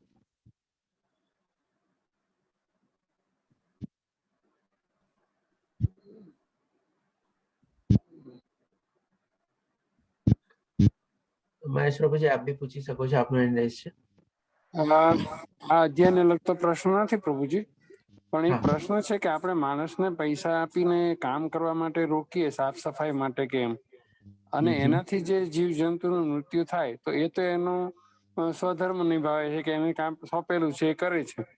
તો એનો દોષ ખરેખર કોને લાગે છે? કામે રાખનારને લાગે છે, કામ કરનારને લાગે છે, કોને લાગે છે દોષ? આ પ્રશ્ન આપણે ઓલરેડી આની પહેલા બી એકવાર લીધેલો હતો, મારા ખ્યાલથી પહેલા કે બીજા અધ્યાયમાં બી એક માતાજીએ પૂછ્યો હતો કે જ્યારે આપણે સાફ સફાઈ ને બધું કરીએ છીએ ત્યારે પ્રમાણે. તો ફરીથી ચાલો આપણે લઈ લઈએ, કાંઈ વાંધો નહીં. તો જે પ્રમાણે આપનો પ્રશ્ન છે કે ભાઈ એનો દોષ કોને લાગે છે, તો સૌ પ્રથમ તો શું છે કે ભાઈ આપણે જે પ્રમાણે સાફ સફાઈ માટે કોઈકને આપણે નિયુક્ત કરેલા હોય, અથવા જે પ્રમાણે માનીને આપણે એક્ઝામ્પલ લઈએ, દિવાળીની સાફ સફાઈ માટે આપણે નિયુક્ત કરેલા છે કોઈક લોકોને, અને એ લોકો પોતાનું સ્વધર્મ રૂપી બધું સાફ સફાઈને કરે છે. અને એ સાફ સફાઈ કરવાના હેઠળ કંઈક ને કંઈક એવા જીવ જંતુઓનો આપણે નાશ થાય છે. તો હવે જેમ આપણો પ્રશ્ન છે કે ભાઈ પાપ કોને લાગે છે, તો સૌ પ્રથમ તો છે ને આ છે ને પાપ ગણાય પણ નહીં આપણે. કારણ કે આપણે સાફ સફાઈ એનો આપણો હેતુ શું છે કે ભાઈ આપણે ઘરમાં ને આપણે ક્લીનલીનેસ બધું સાફ ને બધું રાખવું જોઈએ, અને cleanliness is next to godliness. એટલા માટે, અને એ પર્ટિક્યુલરલી તહેવાર કે એવું કોઈ આપણે પ્રસંગ આવતો હોય એ પ્રમાણે આપણે સાફ સફાઈની આપણે ઝુંબેશ ઉપાડી અને એના માટે આપણે માણસો લોકોને આપણે નિયુક્ત કર્યા અને એ લોકોએ પણ એનો સ્વધર્મ નિભાવ્યો. હવે જેમ આપણે ચાલતા ચાલતા કે રીતે આપણે જીવ જંતુઓના આપણા પગ નીચે આવી જતા હોય આપણને ખબર બી ન હોય, તો એવી જ રીતે બી આવી રીતે માની લો કોઈક એવા કોઈકનો નાશ થયો કે નાના નાના જીવ જંતુ કોઈક એવી રીતે આપણે બિચારા લોકોની અવગતિ થઈ, તો કદાચ હોઈ શકે એ લોકોની કર્મગતિ એવી રીતે હોય કે એ લોકોનું મૃત્યુ આવી રીતે લખાયેલું હોય એટલે એ લોકો મૃત્યુ પામ્યા. આમાં કોઈનું કોઈ ઇન્ટેન્શન નથી. જો ઇન્ટેન્શનલ હોય ને તો પાપનો સવાલ આવે, બાકી ઇન્ટેન્શનલ આમાં છે નહીં. આપણે બધા પોતપોતાનો સ્વધર્મ નિભાવે છે. સાફ કરવા વાળા બી માણસોને નિયુક્ત કર્યા અને નિયુક્ત કરેલા માણસો બેનો પોતપોતાનું કામ કરે છે. એટલે કે આમાં સૌપ્રથમ તો પાપનો સવાલ જ નથી આવતો, એટલે કે કોઈને પાપ ન લાગે, આપણે એ રીતે લઈ શકીએ આપણે. એટલે કામ કરનાર કે કરાવનાર બેમાંથી કોઈને દોષ લાગતો કોઈને ના, કારણ કે એ શું છે ઇન્ટેન્શનલ નથી. બધા પોતપોતાના જેમ નોર્મલ આપણે કરતા હોઈએ એ રીતે એક્ટિવિટીમાં ઇન્વોલ્વ થયા છે ને કરે છે આપણે. હરે કૃષ્ણ. હરે કૃષ્ણ. નીતા માતાજી, તમે લેવલ 2 ની વાત કરો છો, તો લેવલ 2 માં શું હશે? આ બહુ સારો પ્રશ્ન છે માતાજી, અને આપણે પૂછ્યો તે બદલ ખૂબ ખૂબ ધન્યવાદ આપને. તો આપણે જેમ અત્યારે શું છે, જેમ સૌપ્રથમ આપણે ઓરિએન્ટેશન ક્લાસમાં બી જાણી ગયા હતા કે આપણે 18 દિવસમાં આપણે 18 અધ્યાય કમ્પ્લીટ કરીએ છીએ અને ભગવદ્ ગીતાને આપણે 18 દિવસમાં સમજવી બહુ મુશ્કેલ છે આપણે. અને એમાં આપણે શું છે, આપણે મેઇન હેતુ કે ભાઈ ઇમ્પોર્ટન્ટ શ્લોક કવર કરવા અને જે ભગવાન શ્રી કૃષ્ણ અને અર્જુન વચ્ચે જે આપણે સંવાદનો જે ફ્લો છે અથવા તો જે વિચારધારાનો ફ્લો છે, પ્રક્રિયા છે, એને આપણે કેચ કરવી અને એ રીતે આપણે આછી આપણે આઉટર લાઈન તરીકે આપણે ભગવદ્ ગીતાને સમજવાની અને જાણવાની કોશિશ કરવાની. પછી હવે જેમ આપના પ્રશ્ન પ્રમાણે લેવલ 2 માં આપણે અત્યારે એક દિવસમાં એક અધ્યાય કવર કરીએ છીએ અને એમાં બધા શ્લોક કવર નથી કરતા. અમુક મેઇન ઇમ્પોર્ટન્ટ શ્લોક હોય છે. જેમ કે આ અધ્યાય નાનો હતો અને બધા શ્લોકો ઇમ્પોર્ટન્ટ હતા, તો ઓલમોસ્ટ આપણે 30 માંથી લગભગ 28 શ્લોક આપણે કવર કર્યા. પણ જ્યારે લેવલ 2 માં જશું આપણે ત્યારે આ જ અધ્યાયને આપણે 2 ભાગમાં ડિવાઈડ કરી દેશું આપણે. અને એ આપણે શું છે આખા અઠવાડિયામાં સમજશું આપણે કે ભાઈ માની લો શનિવારે અને રવિવારે ક્લાસ થશે, 2 કલાકના ક્લાસ થશે. પેલા પાર્ટમાં માની લો આપણે 1 થી 15 શ્લોક લીધા, બીજામાં આપણે 16 થી 30 શ્લોક લેશું. એટલે કે એવી રીતે આપણે એને સમજવાની કોશિશ કરશું. આપણે ઓવર ડિટેલ સ્ટડીમાં જાશું આપણે. અને આ રીતે આપણે 18 અધ્યાયમાં 18 વીકમાં કવર કરશું. અત્યારે આપણે 18 અધ્યાય 18 દિવસમાં કમ્પ્લીટ કરીએ છીએ. ઓલા આપણે 18 અધ્યાય 18 વીકમાં કવર કરશું. આ મેઇન ડિફરન્સ છે આપણે ટાઈમલાઈનના હિસાબે અને જ્ઞાનના હિસાબે. ઓકે, તો આમાં કેટલા લેવલ છે? આમાં 4 લેવલ છે માતાજી. આપણે લેવલ 1, લેવલ 2, લેવલ 3, લેવલ 4 અને પછી એના પછી આપણે ભક્તિ શાસ્ત્રીની આપણે ડિગ્રી બી મળી જશે એ પ્રમાણે. Okay okay okay, thank you. ધન્યવાદ માતાજી, બહુ સારો પ્રશ્ન હતો. બાકી બધા બી જાણી શક્યા. હરે આમાંથી જેમ કૃષ્ણ. કે આપણે ઘણા લોકો આપણે જે છે, જેમ કે જયશ્રી માતાજી છે, આપણે દીપ્તિ માતાજી છે, પછી આપણે હર્ષા માતાજી છે જે સવારે આપણે શ્લોકા પઠનમાં એ બધામાં છે, રશ્મિ માતાજી છે, ચિંતન પ્રભુજી છે, આ બધા ઓલરેડી સાથે સાથે અત્યારે લેવલ 2 બી કરી રહ્યા છે આપણે, અને લેવલ 1 બી રિપીટ કરી રહ્યા છે. હરે કૃષ્ણ પ્રભુજી.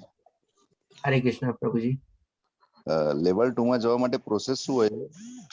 હા, એના માટે આપણો બહુ સારો પ્રશ્ન છે. આપણે તો ડેફિનેટલી સૌ પ્રથમ તો આપણે લેવલ 1 માં જોડાયેલા રહ્યો, ક્લાસીસ રેગ્યુલરલી એટેન્ડ કરતા રહ્યો, અને 18 દિવસ જેવા કમ્પ્લીટ થવાના હશે, કદાચ એના 2-3 દિવસ પહેલા બી આપની પાસે ઓલરેડી વોટ્સઅપ ગ્રુપમાં મેસેજ આવી જશે કે લેવલ 2 ક્યારથી શરૂ થવાનો છે, શું ટાઈમિંગમાં છે, કયા દિવસે ને કેવી રીતે, અને એ પ્રમાણે આપણે એને ફોલો કરતા રહેશો તો આપણી પાસે બધી માહિતી આવી જશે. અને આ કમ્પ્લીટ બી થઈ જાય, માની લો લેવલ 2 માં આપ કદાચ મોડેથી બી જોડાઓ અથવા પાછળથી જોડાઓ તો પણ આ ગ્રુપને તમે બધા જો લીવ ન કરો તો વધારે સારું, કારણ કે આમાં પણ ડેફિનેટલી કંઈક ને કંઈક માહિતી ને બધી અપડેશન ચાલતું જ રહેશે. હજી સુધી બધા જુલાઈ મહિનાથી જે આપણે ગુજરાતી બેચ શરૂ થયા, બધા ગ્રુપ બધા એઝ ઇટ ઇઝ છે આપણે, અને જે કંઈ પણ એક પોસ્ટ હોય છે એ બધા ગ્રુપમાં એક સાથે જાય છે આપણે. તો ગ્રુપમાં બનેલા રહ્યો અને ક્લાસમાં જોડાયેલા રહ્યો, આપણે માહિતી ડેફિનેટલી રેગ્યુલર મળતી રહેશે. મારો હરે કૃષ્ણ. આપણે 3 દિવસ પહેલા છે ને આપણે પ્રશ્નની વાતચીત થતી હતી ને, ત્યારે એક ભાઈ બોલ્યા કે ચિત્ત, બુદ્ધિ અને મનની જે કંઈક સ્લાઇડ શો કર્યો હતો ને, એ તમે કહેતા હતા કે આપણે ગ્રુપમાં શેર કરીશું. હા માતાજી, બરાબર. હું ભૂલી એટલે ગયો છું. કે જે નવા જોઈન થયા છે આ ગ્રુપમાં, જેમ અમે, તો કે ખબર પડે તો એ તમે કરશો? ઓકે માતાજી, તો એક કામ કરો ને, આપણે કાલનો દિવસ નક્કી કરીએ આપણે. કાલે માની લે આ ક્લાસ પૂરો થાય એના પછી આપણે જે ચેત મન અને બુદ્ધિનો જે છે આપણે સ્લાઇડ શો, એટલે કે એમાં મેઇન આપણે એવું જ છે કે ભાઈ આપણે શરીર નથી પણ આપણે આત્મા છીએ. એના આપણે 18 કારણ જાણશું, એ આપણે કવર કરી શકીએ છીએ. તો એના માટે કદાચ હું કાલે 8મો અધ્યાય ને, હા 8મો અધ્યાય તો બહુ મોટો નથી, આપણે જો જલ્દી થશે તો જલ્દી કવર કરી લેશું અને એના પછી આપણે તરત ઈવાળો બી આપણે કવર કરી શકીએ છીએ. તો જેથી કરીને 1 કલાકની બદલે હોઈ શકે 1.5 થી 1.5 કલાક આપણો ક્લાસ ચાલશે, પણ બંને ચીજ આપણે એમાં કવર કરી શકીએ છીએ. તો જો બધાને એગ્રી હોય તો આપણે એ પ્રમાણે આગળ વધી શકીએ છીએ. બહુ સરસ સજેશન હતું માતાજી, અને સોરી હું ભૂલી ગયો તો એ મોકલવા માટે. હરે કૃષ્ણ. હરે કૃષ્ણ પ્રભુજી, બોલો. બીજો એક પ્રશ્ન એ હતો કે બીજા લોકો, જે અમુક લોકોને હું કહું છું તો એ લોકો જોડાવા માંગે છે, તો નવું અધ્યાય મતલબ ક્યારથી સ્ટાર્ટ થશે? આ પણ બહુ સારો પ્રશ્ન છે શૈલેષ પ્રભુજી. નવા અધ્યાયની ઓલરેડી ડેટ આવી ગઈ છે, મારે આજે જ વોટ્સઅપ ગ્રુપમાં આવ્યું હતું. 1 મિનિટ, હું જરા જોઈને જ કહું આપને. મારા ખ્યાલથી 9 મે થી છે, આપણે 9 મે થી છે લગભગ. હા પ્રભુજી, આપણે 9 મે થી શરૂ થાય છે. 9 મે થી 27 મે છે આપણે. ઓકે, તો હું એ લોકોને આ ગ્રુપમાં શેર કરજો પ્રભુજી, તો હું બીજાને ઓકે, મોકલી દઉં. ચાલો હું ગ્રુપમાં બી શેર કરી દઈશ, તો આપ બધાને ફોરવર્ડ કરી શકો છો. માલતી માતાજી, આપનો એડ્રેસ છે ઘણી વારથી, સોરી તો તમને પ્રતીક્ષા કરવી પડી, પૂછી શકો છો. પ્રભુજી, મારે એ લેવલ 2 માં જોડાવા માટે પ્રશ્ન પૂછવાનો હતો, પણ એ ભાઈએ પૂછી લીધો એટલે સમજાઈ ગયું. અચ્છા, ઓકે, ધન્યવાદ માતાજી. બહુ જાણીને ઈચ્છા ખુશી થાય છે, આપ બધા લેવલ 2 માં ઉત્સુક છો જાણકારી માટે અને જોડાવા માટે. હરે કૃષ્ણ, મારે બીજી એક વસ્તુ પૂછી હતી. હા વાંધો. આપણે આજે તમે લેવલ 2 છે, ખાલી સેટરડે સન્ડે જ રહેશે? લેવલ 2 નોર્મલી છે ને સેટરડે સન્ડે ક્લાસ હોય છે 1-1 કલાક. જેમાં મોર્નિંગમાં જેવી રીતે આવી રીતે છે એવી રીતે નહીં હોય વીકલી? મોર્નિંગમાં બી અત્યારે છે ને લેવલ 2 ના ક્લાસીસ મારા ખ્યાલથી એક જ છે, આપણે સાંજના 7 વાગે જે હું કન્ડક્ટ કરું છું એ જ છે. વધારે મને મારા ખ્યાલથી અત્યારે નથી બીજું કોઈ આપણે લેવલ 2 ના. લેવલ 2 ના છે એક, જિગ્નેશ પ્રભુજી બી લે છે એક, એનો ટાઈમ બીજો છે આપણે. હા, 2 જણા લે છે અત્યારે લેવલ 2 ના ક્લાસીસ, હું અને જિગ્નેશ પ્રભુજી કરીને છે. એમની જે લેવલ 2 આવશે એ બી તમે જ લેશો ને? લેવલ 2 અત્યારે તો હું લઉં છું લેવલ 2. માતાજી આગળની મને ખબર નથી કેવી રીતે, જે પ્રમાણે મને બધું ત્યાંથી ઇન્સ્ટ્રક્શન અને ડાયરેક્શન આવશે એ પ્રમાણે લેશું આપણે. ઓકે, પણ તમે બહુ સરસ રીતે સમજાવો છો ને, બહુ જ આમ મજા આવે છે સાંભળવાની. ધન્યવાદ માતાજી, હરી કૃપા છે. બસ ભગવાન શ્રી કૃષ્ણ મને જે જ્ઞાન આપે છે એ જ કહું છું, કારણ કે મારું શું છે, આમાં કોઈ ગોખેલું જ્ઞાન નથી કે ભાઈ રટેલું જ્ઞાન નથી, અથવા મારી સામે કોઈ સ્ક્રિપ્ટ નથી કે વાંચીને બોલતો. ભગવાન શ્રી કૃષ્ણની કૃપાથી જે મને જ્ઞાન મળે છે એ જ આપની સામે આપણે પ્રગટ કરું છું. કેમ કે છે ને, પહેલા કે બીજા દિવસે છે ને મેં 4 વાગ્યાનો અટેન્ડ કર્યો હતો, પણ મેં હજુ 6 વાગે ઉઠીને હું જે સાંભળું છું ને એ મને બહુ જ, એટલે બહુ જ સારું, આખા દિવસમાં બહુ સારું ફીલ કરાવે છે. સારું, ધન્યવાદ માતાજી. હરે કૃષ્ણ. હરે કૃષ્ણ. બીજા કોઈ પ્રશ્ન?